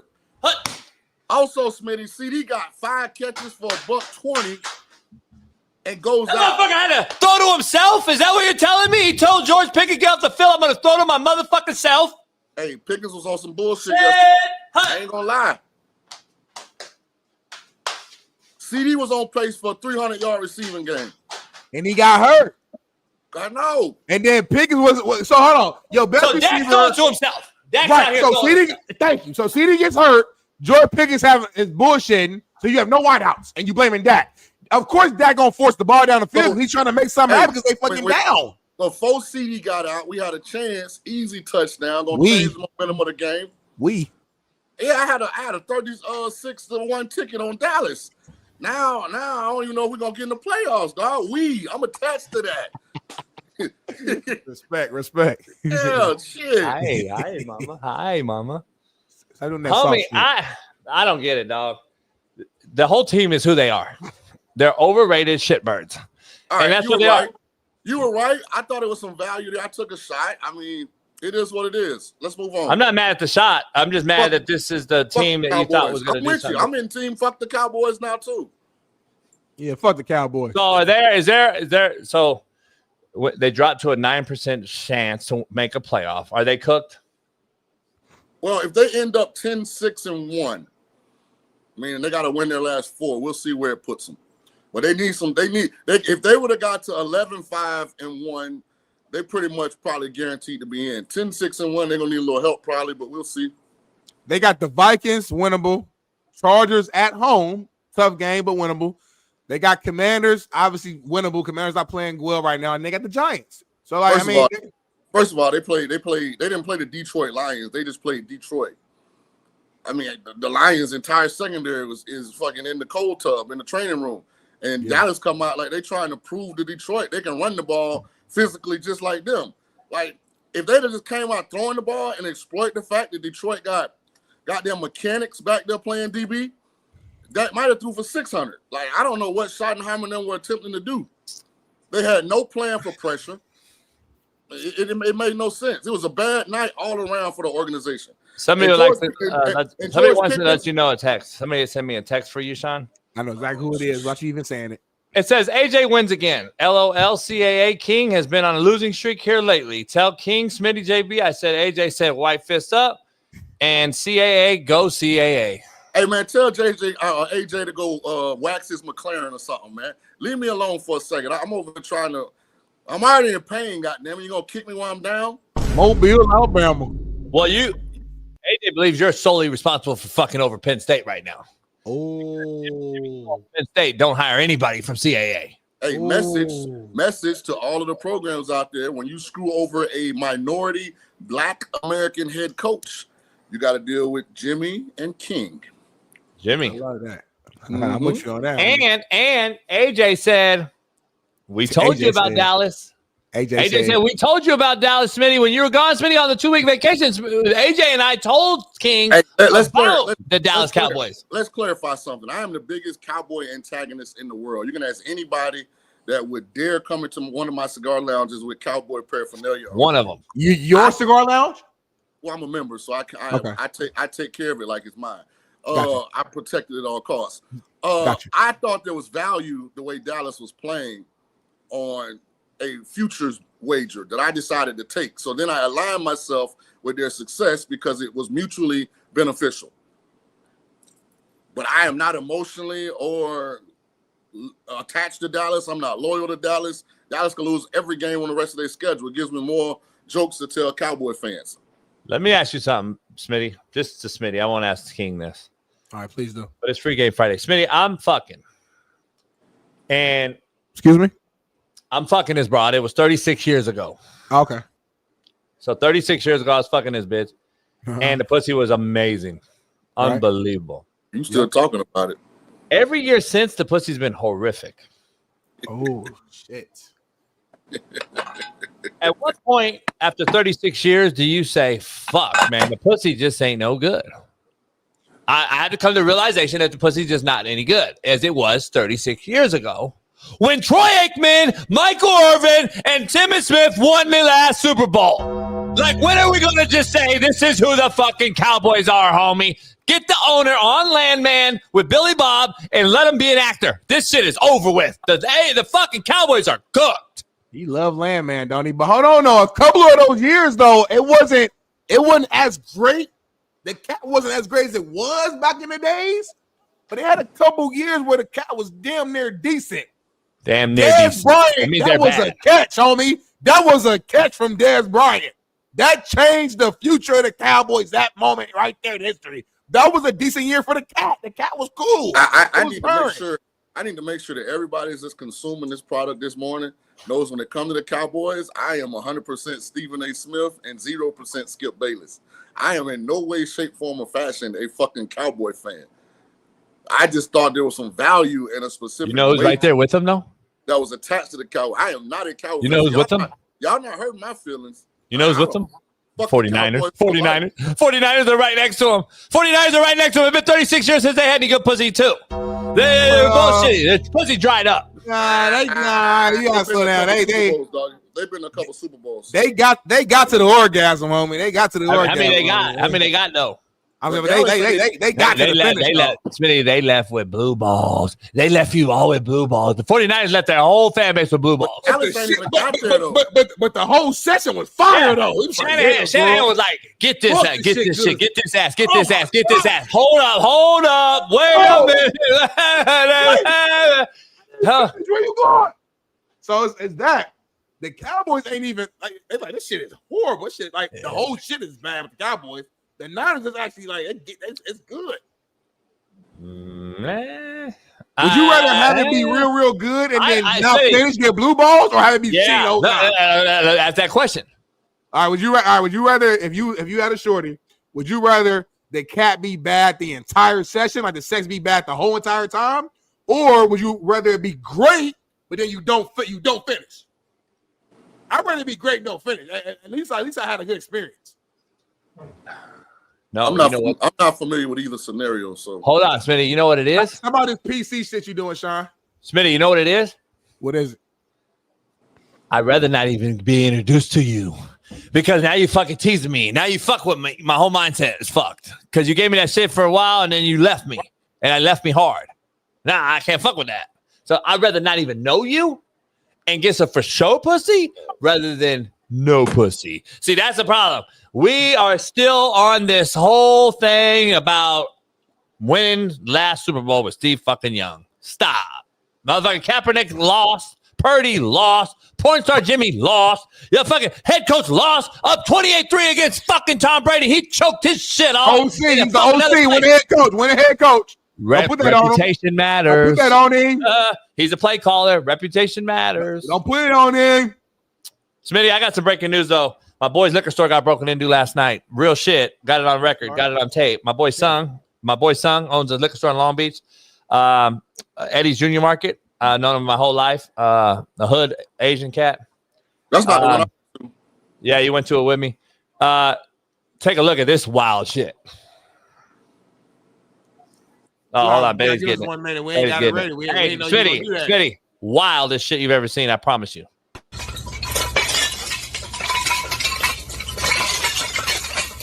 Real shit.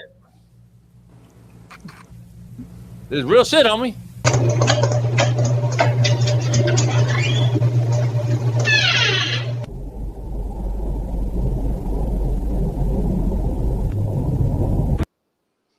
That shit is real. This is your homeboy's liquor store. This is your homeboy's liquor store.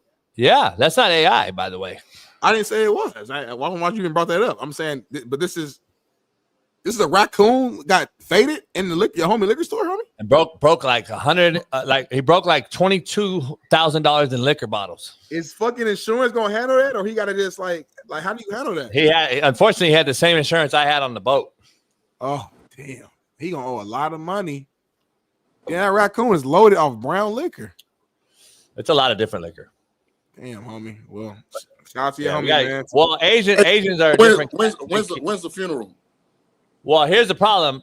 People are wondering why there's a camera in the bathroom, Shaun, and I had to tell him because we have a guy called Crouching Tiger, Shitting Dragon, and we had to put a camera in the bathrooms of all Asian facilities. So this is why we put a camera there, and it's for Steve Kim and everyone else that blows up my motherfucking bathroom. So Ruben, hopefully he's working this weekend. I don't know if he's coming over tomorrow, but we got all the Crouching Tiger Shitting Dragons covered. Man, no, Monique, that's not in the hood at all. That's like in a white area. I only shop it in the hood, and it's on Market and Cherry. But go ahead. Market and Cherry. Yeah, man. Market and Cherry. What is Shaun doing? Man. He's playing around or something. I don't know what he's doing. He's playing around. He do it again. He gonna stay out. Anyway, JB audio went out. I couldn't hear JB. Okay. So we got a producer that runs the show, so you don't pull yourself in and out of the show no more ever again. That's the only way the audio comes back is I gotta refresh. Yeah, but let Bailey do it. He's a producer. First of all, you two don't tell me what the fuck to do, okay? Bailey's not anywhere I can talk to him immediately. He is. You can talk right now to him. He hears you. Shaun, you do know that we can mute you whenever, right?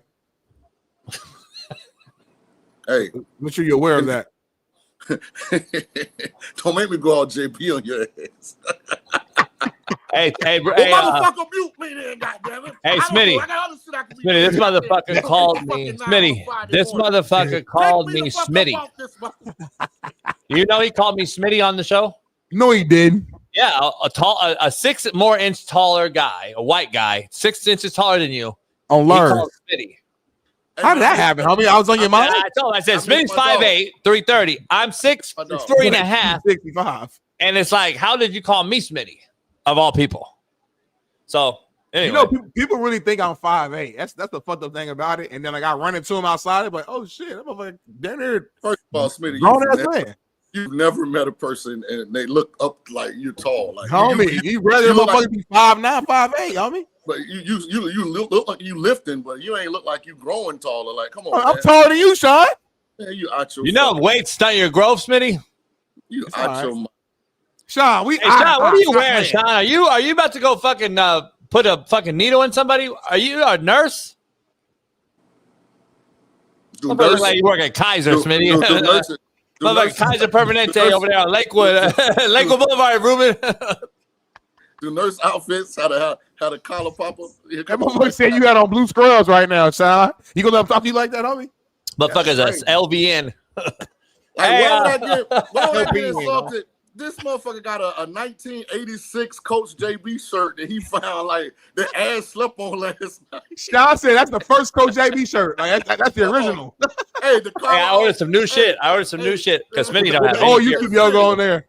Smitty just throws the gear away. It's weird. The collar drunk. Look, that bitch all fucked up. Smitty got Players Club, but Smitty don't have no JB shit. But motherfucker hanging, motherfucker collar loose, motherfucker loose neck ass, motherfucker. Sean, hey, he ain't got no kind of shoulders. Why you like emphasizing it, Smitty? No, I'm telling you what he's saying. It's crazy. No, he didn't say that though. You actually are like standing on it. Hey, he built like a bad hanger. That bitch. Oh, you gotta get his ass, JB. You gotta get him back.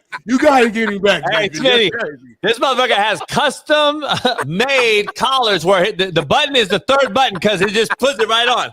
Because that motherfucker head is so goddamn big, it just goes to the third button. Bloop. It's automatically the button by itself. Motherfucker, third button fits like a one button for us. That motherfucker had a snapback shirt on, okay? You gotta get his ass. The motherfucker still can button 3 more things, but he can't. Hey, the neck is Smitty. Hey, third button right here. The motherfucker head right here. Hey, JB built like a bad shower curtain. You know how you go in there? That motherfucker be hanging. Hey, Smitty. Somebody told me. Here, I'm gonna read it to you verbatim, real quick. Get his ass back, JB. You gotta get his ass back. I'm not even clowning. I'm gonna tell you right now. Look at this shit. Because I'm gonna show you how loyal I am. Yeah. Let me show you how loyal I am. Oh shit! Watch this right here, dog. The motherfucker said, "I'll show you. I can show you the DMs or the tweet. I mean the actual thing." He said, "Who is the fake Suge Knight? He looked like he never played football in his motherfucking life." I said, "Man, you're embarrassing everybody, and you're giving me secondhand embarrassment. That's only a Super Bowl champion." He said, "Well, damn, must have been 220 pounds ago." And I don't understand. Who is he? And I said, "Don't worry about it. If you don't know who he is, bag my grocery." So I'm defending you. As you should. You know how many times I defend your goddamn peacock, bald-headed looking ass? But he said you're 220 pounds ago. You won a quarterback in Super Bowl. Hey, Shaun, be ready, Shaun. Don't let JB fool you. JB trying to like read the shit like he defending you. But then he specifically emphasizing that he said it was 220. He keeps saying 220. Like it's the third time saying it. Yeah, you said it. I mean, I did it. I say shit. He keeps saying it like I'm saying, Smitty, that's on Facebook. He's like trying to remind people that you're a little bigger man than you used to be. Hey, listen. They said that, not me. I am very comfortable. Body shaming does not harm, impact, or affect me in any way. But I bet you don't want to see these paws. I bet you that, goddammit. That's what it always come down to. Like, I'm over there roasting, and you run out of roast, it comes down. You can't beat my ass, though. Yeah. Respectfully, though, Smitty, respectfully. Yeah. I was just with Shaun recently. Yep. And you know me, I get sore showing boot nakeds and shit with AJ and Siski on the show, and I get sore. Next day, I'm sore. Yeah. Like Shaun got to knock you out first 15 seconds, or he's done. I know this. Yeah. Like he got to come in and just got to. You know that punching bag one where they show on videos or the motherfucker bring it on. Yeah. Like he has to connect in the first 15 seconds, or he may die. No, I got a good 60, but after that, it's over. A good what? About that too, though. Like 60 seconds, but it's over after that. Yeah. He might die just not even from getting hit. Just off his own like heart, just like cardio. Don't let it fool you. The cardio is still legit. Don't let it fool you. I try to tell people that too. I got cardio.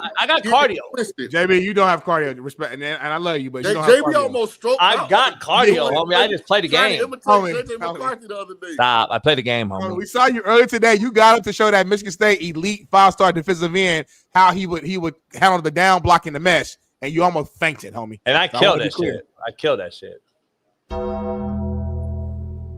This is Shaun. Shaun coached this recently at South Florida, FYI. Oh, I didn't know that. Shout out to you, Shaun.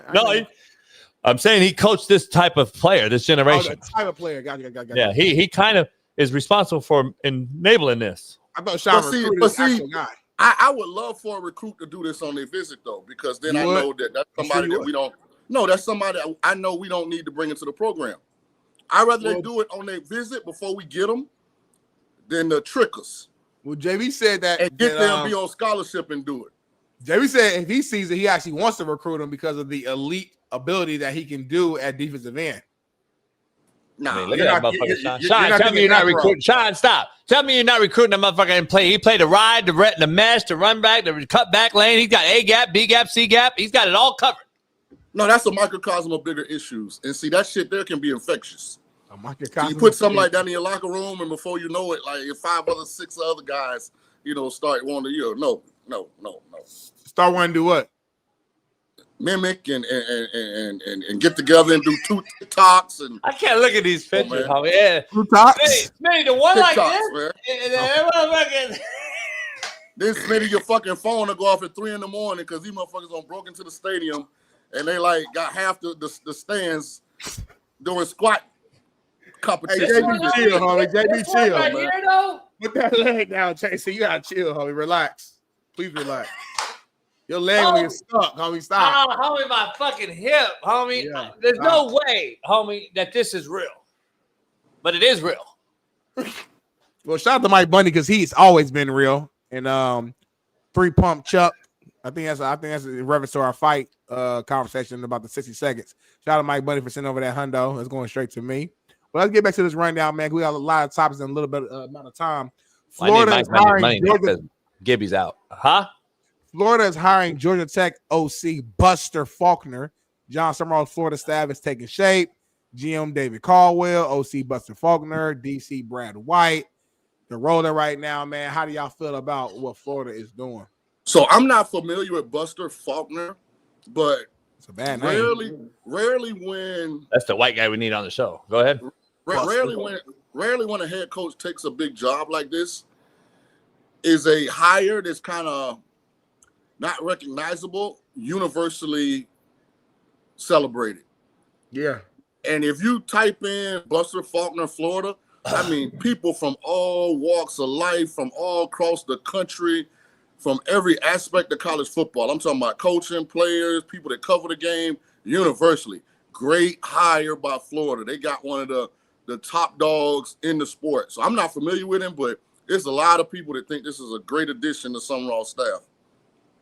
Interesting. Yeah, they'll all be fired in 3 years.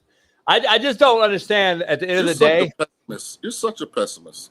I'm not pessimist. I'm just real. At the end of the day, I know Brad. Not an elite recruiter. Like, listen, man. Have you seen the same energy towards Faulkner though? I mean, like, I don't know him. Like, I'm like either. you. I don't know who he is. He might be cousins with Coach Eddie Faulkner. Of course, my algorithm it probably has a lot more Gator stuff come across it because of me being from Florida. Man, I'm talking stuff universally celebrated. Yeah, I don't know who he is at all. Actually, this one guy. I never heard his name until they. Me either. I'm like, damn, that's one guy. I don't know. I never met a Buster in my life. I've met a lot of them. Buster Posey. I met a lot of Buster ass motherfuckers. Only Faulkner I know is Coach Eddie Faulkner. He's running back with the Steelers right now. He used to coach at Ball State years ago. Yeah, I don't know, but I know this. I don't want to talk about the topic no more. That's a good lighter, homie. I know. What is that? What is that? I bought him that. Is that a Rubik's Cube? Nuke shit. Oh, never mind. He got that in Cali, Smitty. Here with me. My boy Cigar Down. Shout out to High Times. Costa Mesa. Shout out to High Times. Slap dick cigars. Maybe the biggest, most impressive liquor store I've ever been in. Oh, it's unbelievable. It's one of the best in America. Smitty won't go because he's like, that Newport? I'm a brother. And I'm a Newport Beach and no brothers around. Like, anyway. I'm good anywhere in the city. I'm good anywhere in the city. I'm more good in LA than you are now. Spell more gooder. Yeah. MOREGOODER. Nah, it's gooder. More gooder. OODA. That's that Florida shit. Yeah, put some twang in it. I want to bring up something real quick since you're so Tulane invested in this mediocre program. Lane Kiffin is trying to retain the defensive coordinator who you think is the new head coach at Tulane, Blake Baker. Mm-hmm. But sources have told On 3 that Baker has emerged as the front runner, as Shaun King said on this very show 3 days ago. So where are you at? Does Lane throw enough money at him to keep him, or does Tulane get their man? I think we get our man. I think a big part of this is nepotism related. Blake Baker made his he came up in the business coaching linebackers. And that's the only spot that Lane's brother can coach. I mean, they're not going to give him the D-line at LSU. So I think one of the things Blake wants to do is if he stays, coach the backers. And that's a problem because Lane's brother's going to LSU with him. But this is his alma mater. Tulane has proven to be an effective way to establish yourself as an elite head college football coach. And if you want to stay, you can stay, but also get opportunities to get to a big-time Power 4 type of program. So I think he takes the job unless there's some kind of contractual hiccup. But I think it's pretty much a done deal. They're just waiting for the game today. The kids had gone through so much with Sumrall announcing he was going to Florida. They didn't want to put something else in between this and the AAC championship game, which, by the way, is the 4th consecutive AAC championship game appearance by Tulane, but we're 1-2. So we do need to get this one tomorrow. I didn't go because it's storming in New Orleans. For anybody ever been in New Orleans, you know how they handle water, which is not very good. So I didn't want to be down there, get stuck, not be able to land type shit. So Smitty, what he's saying basically in summation, to take one of your words, he's basically not a real fan. Got you. Yeah, like not a real alum, not a ride or die. He goes when it's convenient and comfortable for him. He don't go when it's not a ride or die. Not a ride or die. He likes it when it's convenient, but not a ride or die guy. Let me explain something. I'm an alum, and I'm not just an alum. I'm the alum, and I'm not just a former player. I'm the former player. Get it right. Put some respect on my name. I mean, it's a mic drop if it were the true. Right. It is the truth. But you're not going there today because you texted me last night. You're like, "Hey, should I fly to you and have football palooza?" And I'm like, probably wait till I play up some. So that means you kind of shitted on your alma mater because you're like, I don't want to go there because it's sunny in California. It's nice weather. We could chill, smoke cigars. Hey, as great of a city as New Orleans can be, it's one of those cities when it's supposed to rain hard 3 days in a row. That ain't really where you want to be at. So sit on the rest. Sit on 10 million people. Huh? And respectfully, you were one of their elite players for sure. I'm not gonna be crazy, but like the player is Matt Forte. They didn't go undefeated though. But the player is Matt Forte. They didn't go undefeated. They got no championship banners, and I love Matt Forte. But when you're really great, you elevate everything around you, and you leave, and you got shit to say you was great. Well, let's speak of not really great. One great told me that when you're great, you ain't got to say it. Others say it for you. Go ahead, Jason. But you can't. Speaking of not great. No salt on your name. You gotta put the facts out there. Because we did this before social media, so the information ain't easy to ascertain. So I want to go back to the original. Sometimes you got to speak for yourself. You mentioned like a certain term. You said AAC. You guys have been there 4 in a row or whatever. AAC championship game. Yeah. Respectfully, no offense. That's AAC though.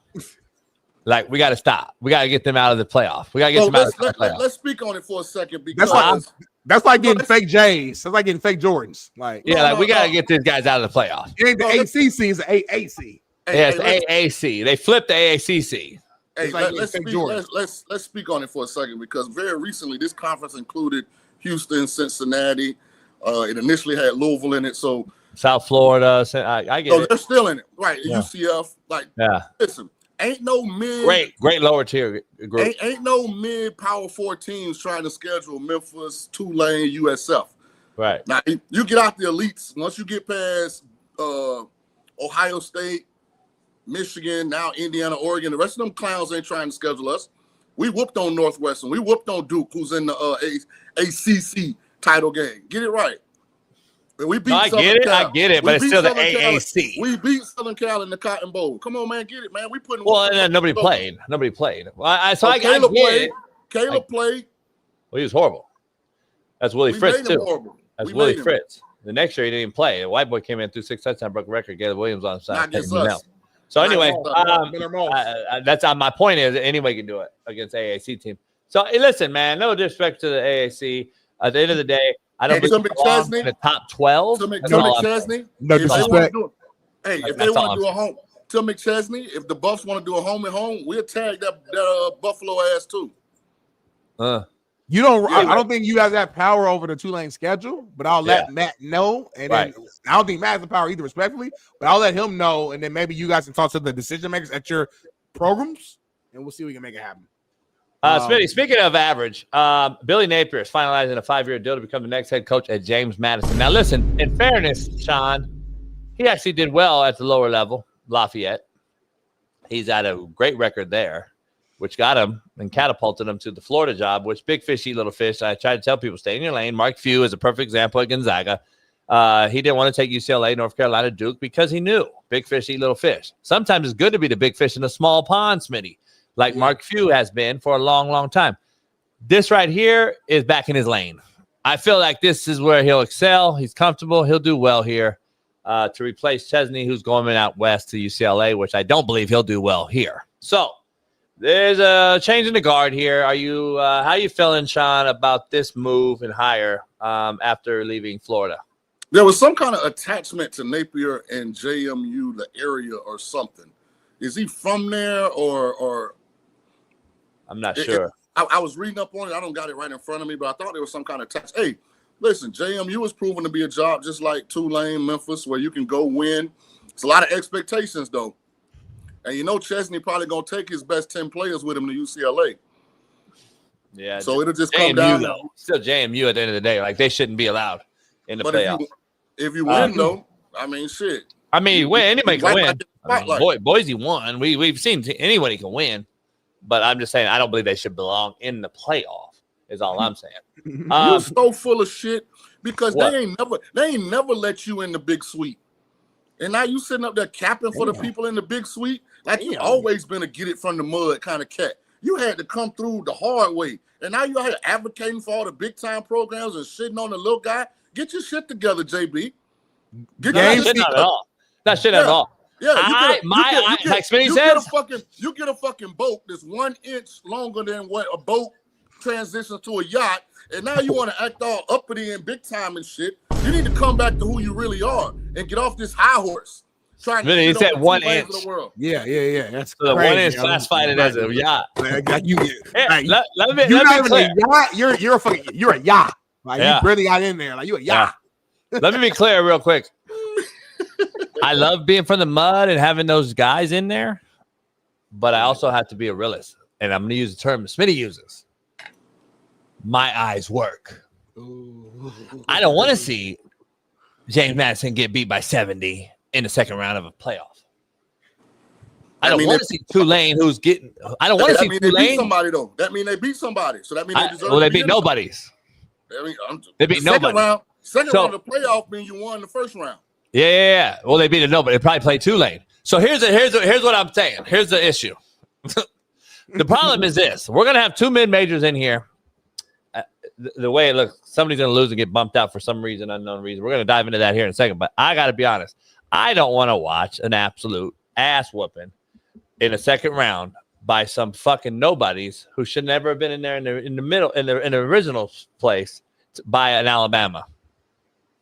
By a Georgia, by a Texas. So let me appease. I want to see good football by 12 teams. If you're going to make 12 teams, Shaun, let's be real. Put the best 12 teams in. You can't just keep giving out awards, dog. We're just giving out fucking awards. Now we're going to have 16 teams. Tell me the other 4 fucking teams that are going to be added to this shithole next year.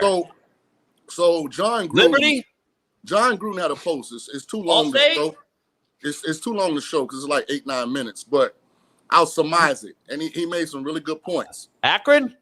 He said that it's unfair that the Texas A&M Oregons of the world who didn't make the championship game get a bye and get fresh. So he said what should happen is the teams competing for the college football playoff should play this Friday and Saturday, just like the conference championship games, with the winners getting into the actual 12-team playoff. I'm so tired of David Pavia and his mama. And you brought the shit up earlier, and I wanted to segue into this. I'm so glad Shaun brought that up because I'm so tired to your of Pavia. point, they keep trying to just do shit against the rules and make their own rules and give me 2 extra years, give me an extra game. Who do you think you are? Y'all not that good. I'm so tired of this motherfucker. I'm so tired of this motherfucking land grabber. Listen, here's the bottom line: is this? What does that mean? The Indian. I'm gonna be clear here. I want to be very clear. I want to be very, very. How you a land grabber if you were here first? Right, motherfucker. Because he own all the casinos. You guys colonize these motherfuckers and they won't give them their credit. Your people did. Smitty, Y'all ain't macro now. The motherfucker owned all the casinos. It's still land grab. The motherfucker still got all the shit right up the street from my house. So anyway, bottom line is this. I've never heard land grabber in my life. Bottom line is this. Got nothing to do with me, chat. Please leave me alone. Bottom line is this. Nike, all that. I got nothing to do with all that. the sponsors, make sure you're good. We're good. Here's the issue. This motherfucker thinks that this motherfucker controls every fucking thing.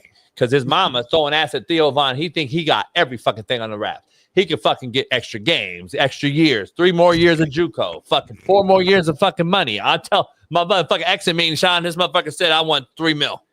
Right on piece of paper. That. Tell my mama to fucking twerk on the whatever you want to do. This motherfucker right here. I'm so tired of this motherfucker. Get his motherfucking ass out of college football. I'd rather see Tussies and Boosies than this motherfucker. Whatever that rapper is that went Syracuse. I'd rather see that motherfucker than this motherfucker. I'll tell you right now. I'm so tired of this motherfucker that act like he controlling this goddamn narrative, NCAA. Get rid of this motherfucker. Hey, Dallas-87, run up on me and find out. Yeah, I'm on the stage right now. First thing I'm gonna do is I'm gonna call the police, and then I'm gonna beat your ass.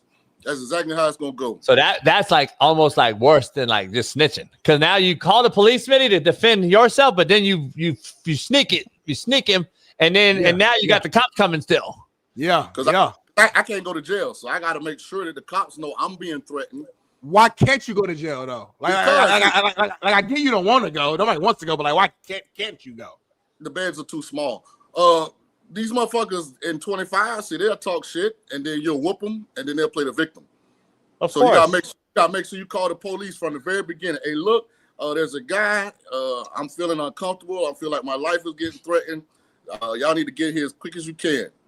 Man, and then we take it from there. Dallas-87. Since you think it's homie, you gotta learn that these are just trolls. When they see us in real life, they love us, homie. I'm actually outside. You guys are not outside like that. China's a little bit, but you kind of got your go-to spots, and you at home. First of all, I'm outside, so I see the people. I'm a man of people. They love us in real life. You look like you're in a closet right now. It's extremely dark. It's bad lighting. Like, are you hiding from somebody or something? I'm not hiding. I mean, I got a whole. I just can't. Everybody in the pantry, the fucking food pantry. I am in the pantry. I'm literally in the pantry. Grab us a can of corn, man.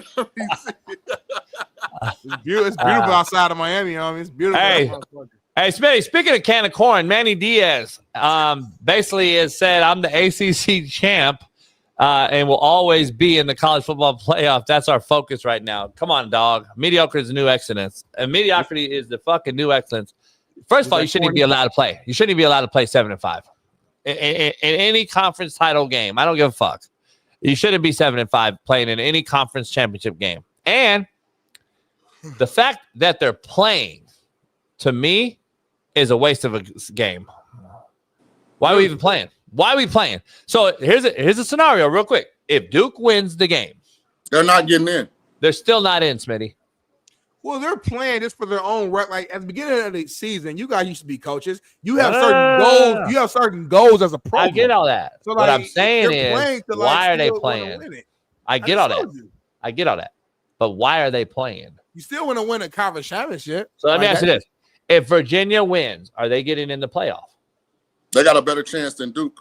Yeah, Duke not getting in, period. Duke's playing for pride. They're playing to end the season off with a bang. I don't think Virginia gets goal they had. I don't waste think of a game. Gets in. I don't think Virginia gets in if they win, but they got a better chance than Duke. Like this should be a bowl game. This should be a bowl game. You're the problem, though, in today's game. You're making these conference games not matter. You're making the bowl games not matter. No. You all did this. I told y'all 3 years ago that you guys were going to start opting out of bowl games. Did I not say that on this show? Was I the first person to say that when people were telling me, nah, kids are going to play no matter what? I said, oh, really? You got coaches leaving this motherfucking playoff team? The motherfucking guy about Ole Miss going into playoffs, Smitty, and said, fuck yeah, I don't care about the playoff. I'm going to LSU. You guys act like this really serious. He wanted to coach at Ole Miss, respectfully. These motherfuckers don't give a fuck. Lane wanted to stay and coach. No, he didn't. Stop. No, he didn't. You were defending Lane the other day. You said Lane wanted to stay and coach. I ain't defending nothing. I'm telling you that this is a fucking mockery, the whole setup. We're going to have 16 of these next year. Well, stop saying that, Duke. Like, shout out to Duke. Shout out to Virginia. whoever wins that game, it's gonna be a big time win for your program, man. We already talked about the goal, homie. Like, stop acting like that. I played the ball. We be excited to win the match. Like when you in that, that's a goal, homie. Like, stop playing, homie. Hey, I got a question about Brennan to Colorado. Did y'all ask Matt? Does he get to hire his own staff, or does he got to inherit and keep everything that's there? I didn't ask him that. I alluded to that, saying that he's controlling his own players and controlling like the offense. He's the head coach of offense. I said that's what's kind of being moved to. So I'm curious if that's going to happen with Sumrall, because Sumrall, being the guy that he is hiring an OC is interesting too. So like, are you hiring that guy Faulkner or whatever to be the head coach of the offense? Like that's the problem. That's the thing I'm seeing it going to, because I think these people have to allow them to have that fucking autonomy, right? To be good. I don't think he can do it. I don't know if go offense and all that shit that he does, which we've been doing for a long, long time on offense, is good or will be good without full autonomy, Smitty. Meaning this, you cannot have Dion in the headset saying, fuck no, we got to run inside, coach. And when we are clear outside zone, rip and run, let's get to the edge. No matter if it gets hit in the backfield or not, we still have to do it to be successful in the system. Just like Sean Lewis had to do it. Sean Lewis is a pin and pull, RPO, read and run. Guess what? Wasn't allowed to do it at Colorado. So guess what? Now he's doing it at San Diego State. Fucking looks like he did at fucking Kent State, doesn't it? Like pin and pull, you're ripping and running, getting on the edge, doing your shit. If you don't have full autonomy, and you have to look over your shoulder, you're not a good play caller, and you shouldn't have hired me. Like, you have to let it go. That's why I never hired a guy, Smitty, because I knew I couldn't let it go. So I wasn't going to give that. I wasn't going to shit on the guy I hired for that reason, and then that's when you get bad blood in the business. Oh, JB hired me just as a fucking guy. Like nah, if I'm going to hire you, you got to let it go. You got to let it go and be the head coach CEO. And that's clear as day. Hopefully that's what Dion's done with Marion. But and so, like, if I was an OC that was going to a spot like that, two of the absolute must-haves would be, I've got to bring my own O-line coach, hire my own O-line coach, and I've got to at least get 2 off-the-field coaches. And get rid of 3 O-line coaches. I feel like you can, as a coordinator, it's easier to teach your system to running back and receiver coaches than it is to the O-line guy. Because O-line guys are like stuck in their ways. Like they like to do stuff a certain way. And if your scheme like is different than what they believe in, like from how you block certain runs, like then that's man, when you get in them goddamn offensive staff meetings and the O-line coach and the OC ain't aligned, man, you spend 70% of the time talking about how you gonna block duo, how you gonna block outside zone, like how you gonna block an odd. Oh my God. So them two guys need to be aligned. Hey, Shaun, without giving any odds, let's just give us your picks. We got to start tonight. And I want to be honest. Right before our picks, I want to get to one thing real quick. Miami or Notre Dame, who would you take if somebody told you your decision is the final one? Who are you putting in? Miami. Same with me. Smitty? Notre Dame. I think they're better right now. Notre Dame. Better running back, better quarterback, better coach. I don't know about better quarterback. Not right now. Beck's playing better right now than Notre Dame's guy. He's figuring it out. I think Miami has a better resume. I think Miami has a higher ceiling. And they beat 4 top 25 teams. Notre Dame beat nobody. So and you lost to Miami. I just don't see Miami has a lower floor too, though. Yeah, the precedent, though, is not being set in a manner, though, that is going to allow this to continue to grow as a playoff committee. If you put Notre Dame in over Miami, when you told us head-to-head mattered and scheduling mattered, and then you allow this, that's the only problem I have. Because get them both in. Shit. Because Vanderbilt is behind Texas because of that head-to-head. But Miami's behind Notre Dame. I want Miami in, honestly. I really do. But Miami's behind Notre Dame, but Vanderbilt's behind Texas for the very reason of head-to-head. Make it make sense. The problem is that the U had some 2 bad losses later in the year, and I think when you lose matters. We talked about that the other day. When you lose definitely matters, homie. Well, when you win always matters, and Notre Dame hasn't won anything all year long. They haven't beat anyone. But last year, Pittsburgh is your biggest win, Smitty. But last year when Bama and Texas played, and you was on the other side of the boat, so it's kind of weird. By the way, I would put Texas in over Notre Dame with the Florida loss. By the way, when Florida beat Texas, and maybe Shaun can appreciate this, they were playing all out, balls out for their football coach, and their defense was fucking no joke, by the way. If you look at the teams they were playing before that, Shaun and I and you and I, Smitty, were like, damn, these motherfuckers are dudes. So it's not like the Florida loss is getting way too much credit for the Texas demise. Because I'm going to be honest, Texas also beat the shit out of Oklahoma. So and Vanderbilt and fucking has top fucking 25 victories like these other motherfuckers don't. So that's why I'm at. A&M only lost on their fucking year. And then you beat the number 2 team. You beat the number 2 team. Come on, man. I want fucking Texas in. I'm gonna tell you, I think BYU is about to lose by 2 or more touchdowns, and I don't give a fuck what y'all say. My eyes work. They are not better than Texas. Great season. Shout out to Coach Sataki. But if they go out there and lose by 2 or 3 touchdowns, homie, you gotta get them up out of there. I want the 12 best team. Fuck feelings. I want facts. I want all right, Shaun. Give us your take real quick, Shaun. I gotta run. Smitty gotta run. James Madison, Troy tonight. Go. James Madison. Your Tulane Green Wave obviously playing a good North Texas team. Both lame duck head coaches. I'm sure you're going Tulane, Smitty. North Texas. Asshole. Texas Tech tomorrow. BYU right out the gate. Morning Football Palooza right here on Patreon. Subscribe today to Patreon. We'll be there.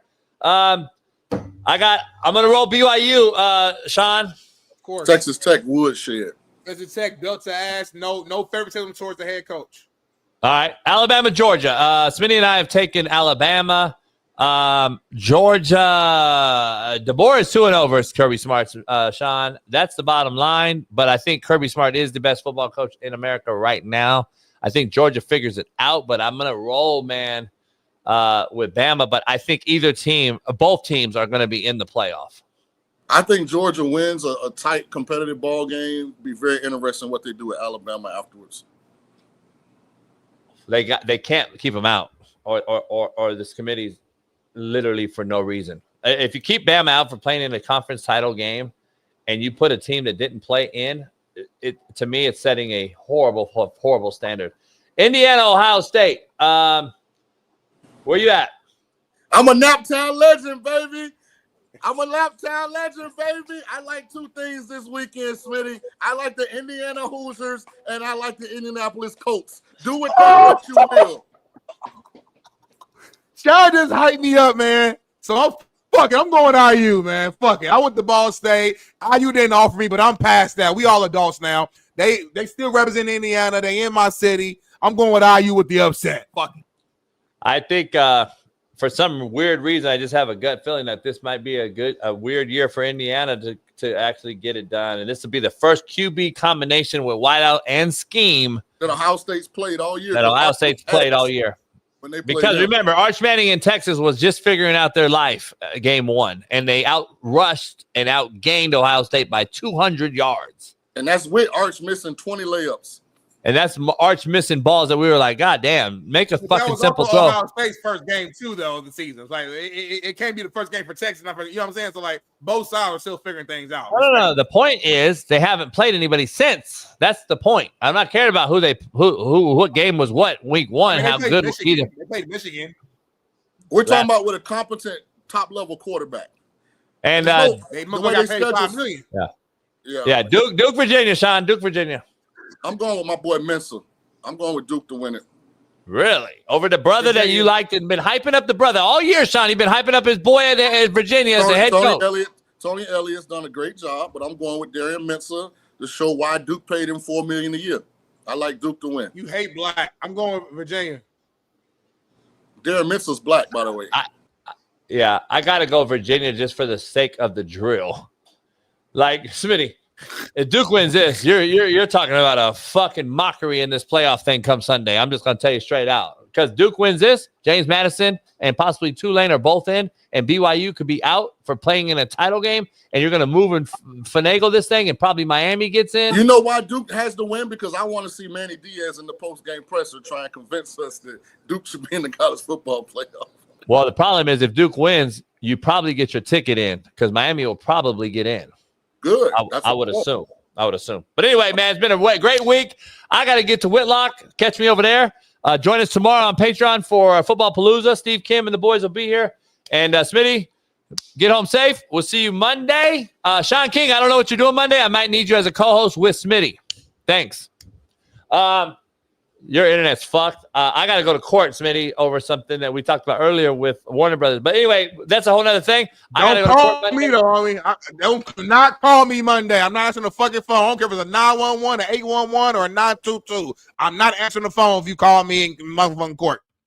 All right, then, y'all, man. Appreciate y'all. It's been a hell of a show. And we out, man. Peace.